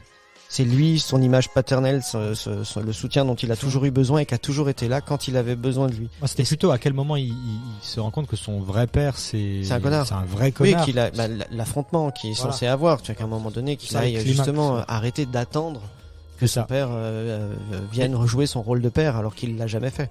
Et justement, cet enjeu qui normalement doit être une catharsis, enfin, je trouve ça tombe à plat, non? Bah oui. Pour moi, ça fonctionne pas du tout. Ah non, parce que justement, cette confrontation-là, elle devrait être vraiment sublimée. C'est un ressort qui est extrêmement important. Qui me tire pas l'alarme ou qui me fait ressentir quelque chose. Je veux pas spoiler, mais c'est dans le dernier geste qu'a Ben Affleck pour lui. Tu vois? Ouais, mais moi, ça fait lever les yeux au ciel pour ceux certains, mais moi, sur le coup, j'ai aimé ça. Et j'ai regardé ce film-là, je suis sorti de là, dans une bulle de tendresse. Ouais. Mais en fait, moi, c'est toujours, alors dans certaines circonstances, ce serait pas forcément un tort, mais moi j'ai l'impression qu'il y a uniquement cette transmission par des voix virilistes et machistes, tu vois, comme elles sont sacrées et comme elles sont identifiées, tu vois, aussi bien par tu vois, des conseils, tu vois, mais vraiment des conseils que effectivement que tonton te donne, mais des conseils de bonhomme, tu vois. La fin, le cadeau, c'est un cadeau de bonhomme, tu vois, et ça pourrait fonctionner chez moi parce que mine de rien, je suis un peu macho aussi s'il faut, mais sauf que ça ne marche pas parce que à aucun moment donné je suis emporté par ça, ni par la mise en scène, ni par quoi que ce soit. Et attends, il y a pénasse maintenant. Reprenez parce que je voulais dire autre chose et là ça m'échappe. De quoi? Ah bah écoute, je vous laisse parler. Tu vois, le truc peut-être. Alors ça c'est un truc après analytique que moi j'ai eu, peut-être de la relation que j'ai eue avec mon père, c'est possible, je sais pas, mais moi, le souvenir très marquant que j'ai de ma jeunesse et des moments où en fait, il y a aussi un humoriste américain qui s'appelle Bill Burr qui parle de ça, qui dit comment est-ce que tu deviens un père, comment est-ce que tu éduques ton fils en fait, à quel moment tu lui parles. Et il dit c'est quand tu jettes la balle de baseball. Tu sais, ils ont chacun un gant, ils sont l'un en face en face. Ah oui, mais alors la guerre des mondes de Spielberg, là au moins. Voilà, la guerre des mondes, ouais. Non, mais sauf que là, c'est dans cette séquence-là, ça fonctionne. Mais c'est dans une dualité en plus. Mais oui, moi j'ai vécu ça sans jouer, parce que nous, le truc c'est pas la balle de baseball, mais c'est quand on faisait du bois. C'est un peu mon père il nous a fait faire du bois. On n'est pas aux États-Unis, c'est sûr, on est à plus de Georges-Lac. Moi aussi, j'ai fait du bois. C'est dans ces moments-là, si tu veux, qu'on avait des discussions que j'aurais jamais eues autour d'une table avec lui. Je pense à ce moment-là surtout où on parlait de tout, de rien. Et comme t'es un peu dans l'effort et dans le machin, voilà, moi j'ai eu un peu ce truc-là où on te dit, voilà, c'est comme ça qu'il faut penser. Tu vois, ma face. Et en fait, finalement, tu n'es que le le produit des gens qui t'élèvent, quoi. Finalement, leur pensée, Oui. tu vois, tu ingurgites tout ça, puis tu le digères et tu en deviens ta version de l'adulte que tu veux être. Mais je sais pas. Écoute, moi, je me suis pas laissé envahir par ce côté cucu et ni agacé. Et au contraire, j'ai trouvé que, ouais, enfin, après, moi, je l'ai vraiment traversé comme ça en me disant que c'était des gens qui s'aimaient beaucoup et que j'ai aimé cette relation Mais c'est le comme ça, message aussi. sans donc, chercher voilà à me dire qu'il y avait de grosses incohérences et que du coup on était dans le pathos En fait, pas intéressant, quoi.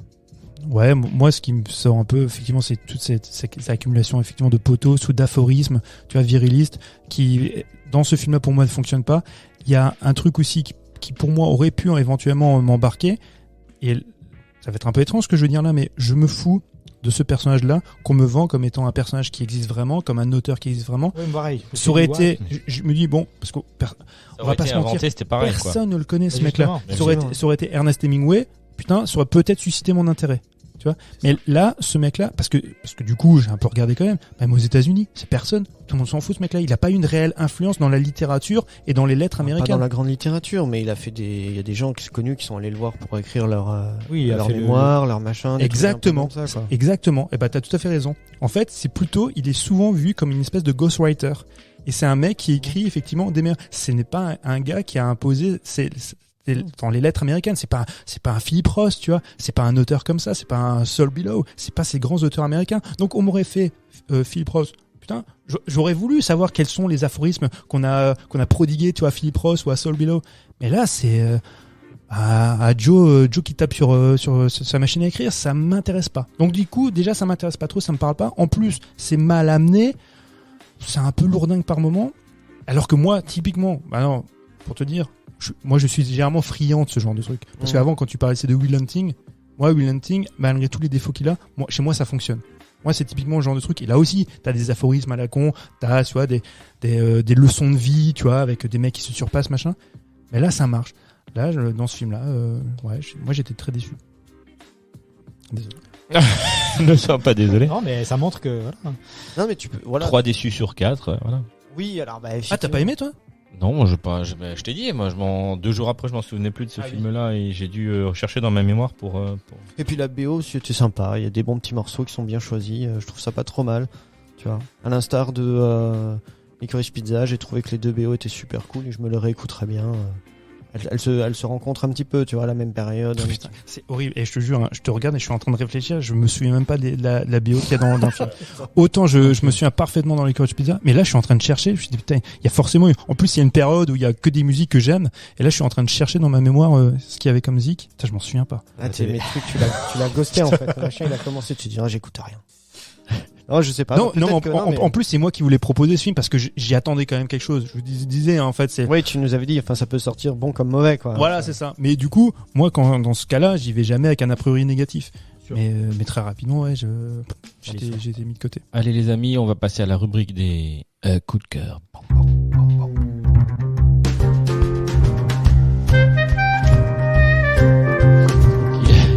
Qui commençait un petit cœur que j'ai fait quand même. Ah ouais, moi je peux commencer. C'est toujours Loris. C'est vrai en plus, c'est fou. C'est dingue. Moi je vais être très rapide.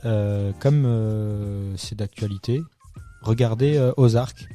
Ah oui. C'est fou. Je l'ai lancé là cette semaine. T'as commencé le début, tu veux Ouais, dire le début. Okay. Mais là, c'est à la combienième saison? Du coup, je le recommande parce que la saison 4 vient de sortir il y a très récemment. La première partie de la saison 4, parce que ce sera en deuxième partie et c'est l'ultime saison.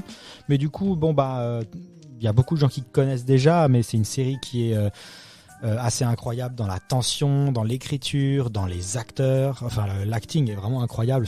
Et pourtant, c'est porté par Jason Bateman qui a souvent des rôles un peu en retrait. Et du coup, c'est assez drôle parce que il joue son rôle de Jason Bateman qui joue dans tous les autres trucs. J'ai pas trop évolué son jeu. Par contre, ça passe très bien là. Il joue un peu le père de famille. Bon, je fais le pitch très rapidement. En gros, c'est un père de famille qui fait des magouilles un petit peu avec la mafia à Chicago. Et il doit déménager dans les Ozarks pour blanchir de l'argent pour la mafia. Voilà. C'est gestionnaire financier. Exactement. À la base, c'est un mec qui est dans la finance. Et du coup, il blanchit la thune. Exactement. Il est très bon dans ce qu'il fait. Voilà. Donc, il y a beaucoup des fois des relents de Breaking Bad dans la narration. Des fois, tu regardes des scènes et t'es là. Vous avez regardé. Moi aussi, j'ai regardé. Mais en fait, c'est happant. C'est vraiment une série qui te happe, très bien écrit comme dit. Et en plus, il y a ce filtre que j'aime bien, un petit filtre à la Fincher comme ça. Un peu bleuté comme ça, bleu métallique. Celui que j'aime. Ouais. Celui que j'aime, ouais, tu vois, celui que j'aime là. Mais moi, celui que j'aime. Et en plus, du coup, ça passe très bien. Donc, regardez, franchement, si vous avez aimé Breaking Bad, voilà, regardez ça sans retenue, c'est très bien. Moi, j'avais regardé la première saison, et il y a très longtemps, parce que la première saison est sortie il y a Attention, juste 3-4 faites bien gaffe à pas spoiler les gars. s'il vous Ouais, plaît. surtout pas. Non, Parce que moi non. non plus, j'ai rien vu encore. Non, 3-4 ans, tu vois, ou même plus, d'ailleurs. Non, putain, ne spoil pas, j'ai dit. Pardon. Voilà, et j'ai rien dit, hein. Tu avais aimé. Et j'avais aimé, et en fait, je me suis dit, et j'ai vu, en fait, sur Netflix, nouvelle saison, nouvel épisode, etc. Et j'ai dit, Regarde. mais je me rappelle plus, en fait. Il faut tout regarder. Et donc, je suis reparti du premier épisode de la saison 1, et là, je suis au 5 ou 6, un truc dans le genre. Impeccable. Exactement. J'ai recommencé. Eh bien, allez-y. Moi, il est dans ma liste de favoris depuis un moment et à chaque fois, putain, je repousse. Mais on en a parlé avant en off. Ouais, absolument, je regarde. Absolument. Juju? Juju. Ouais, bah écoute, moi, c'est beaucoup plus ancien pour le coup, mais ça reste dans le thème du Hitman. C'était un film qui à l'époque m'avait beaucoup marqué et que je savais pas quoi en faire à l'époque, c'est marrant. Mais c'était Ghost Dog. Je sais pas si ça vous parle. Oui, j'imagine. Jim Jarmusch. Ouais, la voix du samouraï. Et c'était ma première rencontre aussi avec Whittaker, qu'à l'époque j'avais adoré parce son physique est déjà très particulier, tu vois. Et ouais, j'avais beaucoup aimé l'ambiance. La BO. Putain. Ouais, la BO. Bon, la BO. C'est du hip-hop, complètement ouf, ouais. Ouais. C'est du hip-hop, hein. C'est punaise. C'est le mec du Wu-Tang Clan. Non, c'est Wu-Tang, ouais. RZA. Ouais, c'est ça.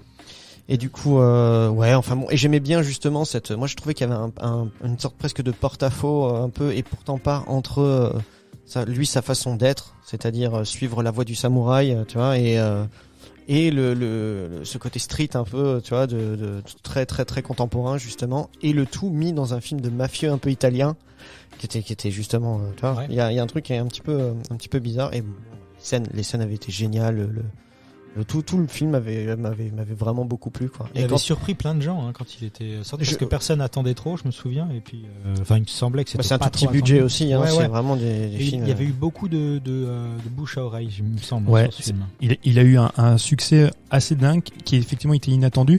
Jim Jarmusch, quand il fait ce film-là, il a attendu par les cinéphiles parce que juste avant, il avait fait Dead Man, qui est pour moi un de ses plus grands films. C'est avec Johnny Depp, c'est un film génial. Et après, quand il fait Ghost Dog, moi je me souviens quand il est présenté à Cannes, je vois la bande-annonce, je me dis putain, le nouveau film de Jim Jarmusch, mais moi j'étais hypé de ouf. Et effectivement, il a eu beaucoup de succès grâce à la BO justement.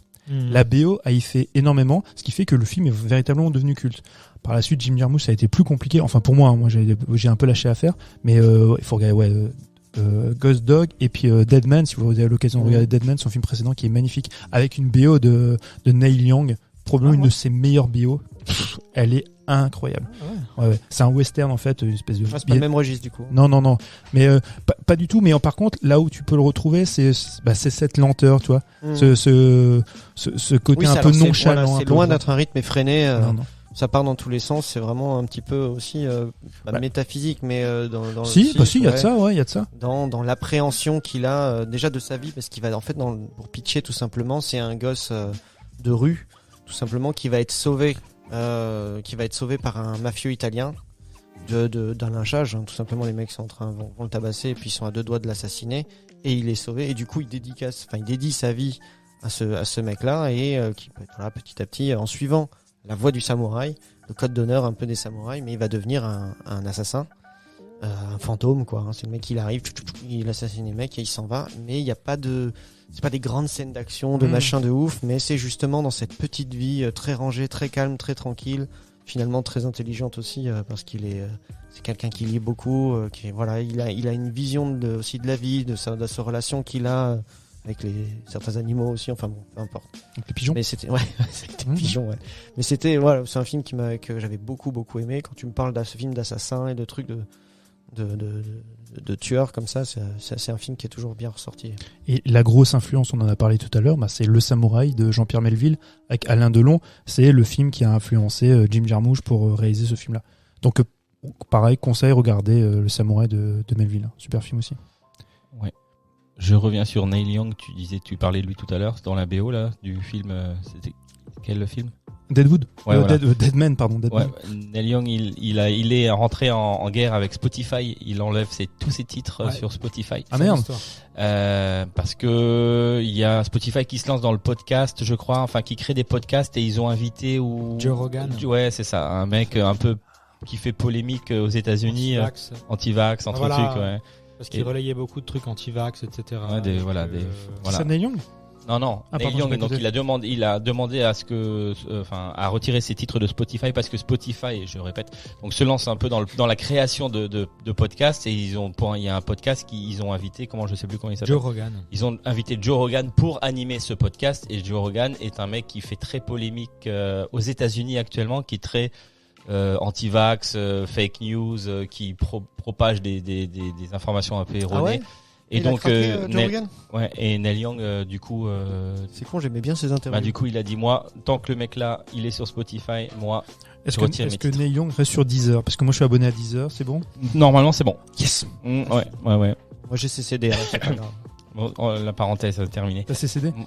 Ouais, on en a beaucoup. Ouais, alors moi je vais Moi j'en ai vous qu'un parler. seul, c'est Harvest. Ah, le meilleur. Oui, voilà. Hein? C'est Plus 0% de matière grasse. Ah bah là, il y a rien acheté.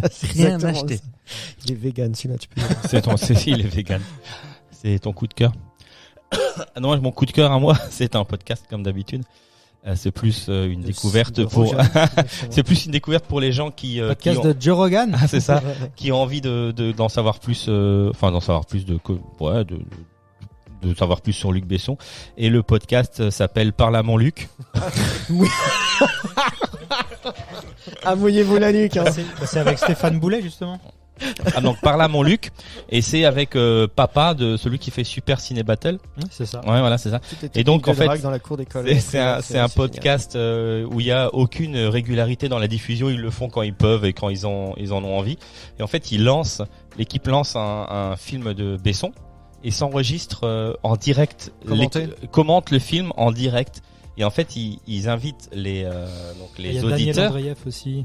Ouais, je sais plus Ouais, exactement. Oui, bah Super Ciné Battle et ça. C'est ça, c'est les mêmes. Et donc, du coup, il recommande dans la description du podcast de mettre donc aux auditeurs de lancer le film en même temps qu'eux, enfin en même temps qu'ils lancent le podcast. D'accord. Et donc, il y a une description. Voilà, l'épisode commence. Vous bloquez l'image, vous la mettez sur pause sur le film. Parfois, t'as l'image la Fox, la Paramount, je sais pas quoi. Vous le mettez sur pause, vous lancez play. C'est En sympa même comme temps. délire ça. Bon, c'est sur Ouais, les Besson. voilà, et puis tu lances Ouais, le film et en même temps t'écoutes les commentaires de ces gens-là qui ont podcast quoi. Donc c'est plutôt sympa pour Et ceux qui ont envie de découvrir. C'est plutôt pro ou plutôt. C'est comme un match de foot et puis voilà après. Ouais. Ouais, il balance des Non, années. quand balance- je- ouais, quand je dis il c'est balance plutôt des pro. anecdotes. Les mecs sont des pros, c'est parce que je suis en train de dire c'est plutôt ça va dans le sens ça a un sens ou ça. Ah non, Le c'est but l'inverse, c'est ça troll. ouais D'accord, c'est ok. ça, c'est un peu ça. Ils reconnaissent le travail de Besson, mais si tu veux, toujours des trucs drôles à raconter sur des anecdotes, sur pourquoi cette scène est loupée, pourquoi, comme on l'a expliqué avec Léon par exemple, tu vois. Sauf que là, ils font Ils le font en direct, ouais. ils font sur les films, les Lucie, les trucs un peu plus crades Subway. encore, quoi. Et puis ouais, il y a des trucs un peu. Voilà. Et donc ouais, je trouve ça le concept Ok. un peu sympathique. Je sais pas si C'est quoi le nom t'as dit? c'est Parle à mon Luc. Oui, parle à mon Luc. Je trouve les titres plutôt bien trouvés. Ah oui, bah c'est fan. En tout cas, ça fait déjà sourire. Donc voilà. Mathieu? Alors j'ai deux coups de cœur. En fait, le premier, ça va aller très vite, hein, parce que je parle à chaque fois d'un film qui sort sur Shadows. Là, j'ai fait comme découverte un film qui s'appelle Broadcast Signal Intrusion, d'un cinéaste qui s'appelle Jacob Gentry. Je ne connaissais pas du tout. Je vais rien vous spoiler. Si vous me faites confiance, regardez ce film. Franchement, c'est une petite pépite. C'est nouveau des petits films à petit budget. On est dans le thriller paranoïaque, très inspiré des films comme Blowout ou Conversation secrète, ce genre de choses, mais avec un univers un peu, on va dire, un peu fantastique, mais un peu thriller. Enfin, ça brasse beaucoup de choses. Ouais, ça mais met les pieds un peu partout, quoi. Ouais, mais c'est bien tenu parce que en fait, ce que tu penses qu'on serait dans un côté un peu thriller, et puis un côté un peu fantastique, en fait, très rapidement, il y a du sens, ça s'explique, mais c'est jamais lourdingue, c'est vraiment bien amené. C'est fait avec très peu de décors, on suit quasiment qu'un seul personnage principal, mais c'est vraiment une belle découverte. On en fait souvent sur Shadows, il y a Oui, Mike. Non, rappelle aux auditeurs ce que c'est Shadows, parce qu'il y en a peut-être qui connaissent pas. Nous, on Donc connaît, c'est une plateforme de SVOD type Amazon Prime, Netflix et compagnie, et qui est spécialisée dans tout ce qui est cinéma, épouvante, thriller, genre de choses. Ok. Tout le cinéma un peu bis qu'on aime bien. Donc il y a des classiques du cinéma d'horreur, mais il y a aussi des exclus, comme sur n'importe quelle chaîne de SVOD. Et franchement, c'est chouette. On fait de belles découvertes. Maintenant, mon coup de cœur, c'est un film qui s'appelle One Shot, qui est sorti directement en VOD. C'est l'un des nombreux films avec mon ami Scott Adkins. Scott Adkins, c'est c'est le mec qui casse des bouches et qui casse des bras maintenant depuis une quinzaine d'années. C'est la star des direct to vidéo, comme à la grande époque des Van Damme, des Steven Seagal et compagnie. À la différence des autres, Jean-Claude, j'espère que tu m'écoutes pas, mais Scott Adkins joue un peu mieux quand même. Et le mec sort à peu près 3-4 films par an. La plupart, c'est des mauvais films, mais c'est des films de temps en temps dans lesquels tu peux prendre du plaisir. Il a souvent été doubleur aussi, ou cascadeur, enfin il a démarré par ça, lui. Sa carrière, ça a un peu commencé avec ça. Et il a fait aussi cette rencontre justement avec JCVD sur une énième séquelle de Universal Soldier. Et puis il avait joué c'est un vilain Strum quand même. Ouais, il avait joué dans quoi? Je m'étais noté que vous puissiez voir à peu près là. Dans Expendables 2, c'était le bras droit justement de Jean-Claude Van Damme. Et il avait joué dans un film que moi j'aime beaucoup, qui est dispo sur Netflix, s'appelle Avengement. Donc si vous aimez le cinéma, en plus il nous montre une photo, Jules. Le mec est beau gosse, mais c'est pas le beau gosse miné. C'est le mec. Le mec, il a 45 ans. Déjà quand il avait 30, ce gars, il en impose. En fait, il maîtrise déjà tous les arts martiaux. En fait, on dirait Ben Affleck, mais un peu sans l'alcool. Ouais, et puis c'est ça. Et beaucoup plus de sport. Et qui fait un peu plus peur quand même, hein, parce que si lui s'énerve, ça casse des bouches. Et ouais, il y a ce film Avengement, donc je vous en avais déjà parlé une fois. Si vous aimez le cinéma, chacun a son sale goût, mais si vous aimez le cinéma de Guy Ritchie, vous allez adorer Avengement, parce que c'est du Guy Ritchie en plus méchant et en bien. Ouais. Alors ça, là tu nous montres une photo, c'est quand il tournait la saga des Un seul deviendra invincible. Là, si vous voulez vous éclater ou ça castagne. 2% de graisse. Ah, il est impressionnant. Bref, je reviens sur mon coup de cœur. Donc, son nouveau film. Il jouera aussi dans John Wick 4. Et il sort à peu près par an 3-4 films. Donc, des direct to vidéo. Il en a fait un là avec Dolph Lundgren. Et il y a ce fameux one shot d'un cinéaste que je ne connaissais pas. La particularité de ce film, c'est que ça dure 1h35, 1h40 en plan séquence complet. Et tu te dis, putain, déjà pour un film d'action de ce genre-là, c'est déjà assez couillu, faut que le mec il maîtrise. Le truc, c'est que le scénario, c'est un scénario qu'on connaît tous, qu'on a déjà vu 1000 fois, mais je trouve qu'il est plutôt bien amené. Une équipe du SEAL, tu vois, les gars, comme d'hab, hyper armés, qui vont sur une île, un monde qui n'existe pas. Hein. Tout ça, c'est dans un pays qui n'existe pas, mais bref, on imagine, c'est à peu près dans les pays de l'Est. C'est une île prison où il y a des terroristes qui sont là, c'est une espèce de Guantanamo en Europe. Eux, ils vont là pour récupérer un détenu, pour le faire venir, pour le rapatrier aux États-Unis, parce que lui aurait des informations pour savoir où se cache une bombe à Washington. Le truc classique. On l'a pas souvent vu celui-là. Le truc classique. À la différence, où là c'est plutôt bien amené, il y aura jamais, déjà peut-être par manque de moyens, mais il y aura jamais les séquences à Washington, c'est les hauts gradés qui discutent. Oui, et puis c'est le montage alterné au montage parallèle. Non, on peut pas y avoir puisqu'on est sur le plan séquence. Et en fait, on arrive sur place et au bout de 10 minutes, c'est de l'action.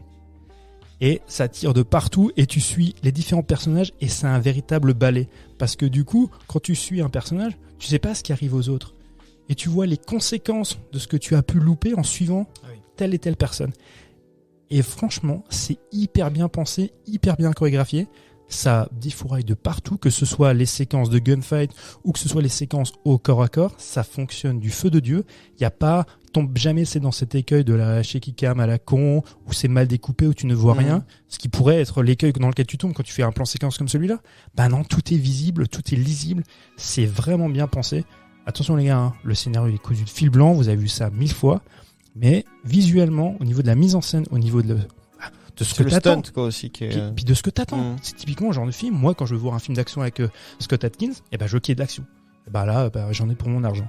Vraiment, c'est un bon film en VOD qu'il faut voir. Si dans Léon vous trouvez que les scènes d'action étaient chouettes, vous avez tort. Et si vous regardez One Shot, vous allez dire ah ouais, là il y a des scènes d'action et qui doivent être tournées, mais vraiment, c'est un budget mais misérable. J'ai pas les chiffres, mais on sent qu'il n'y a pas eu grand chose. mais c'est vraiment chouette à suivre. Merci les Donc, garçons. Juste répète Oui, le pardon. titre du film, si tu veux bien. One shot. One Shot. Merci les garçons. Aïe, je me suis De rien. cogné, je me suis cogné la dent au micro. Donc merci à vous les garçons pour avoir partagé votre avis sur Léon, sur Standard personnel. Bar et tout ça. Merci à vous les auditeurs de nous avoir suivis. On vous rappelle que vous pouvez nous retrouver sur les réseaux sociaux, Facebook, Instagram. Vous pouvez nous retrouver sur toutes les plateformes d'écoute, Apple Podcast, Spotify, Deezer et tant d'autres. On vous invite à noter et commenter ce podcast sur Apple Podcast et maintenant vous pouvez le faire sur Spotify, vous pouvez mettre des étoiles, noter le podcast, donc on vous invite à le faire. On se retrouve dans 15 jours. Dans 15 jours, on vous retrouve avec un épisode consacré à un film qui s'appelle Yojimbo, un film de samouraï et on vous parlera de Nightmare Alley et puis de Mother Android, disponible sur la plateforme Netflix depuis le 7 janvier. Donc on se retrouve dans 15 jours. Merci à tous. Bye bye. Ciao. Salut à tous.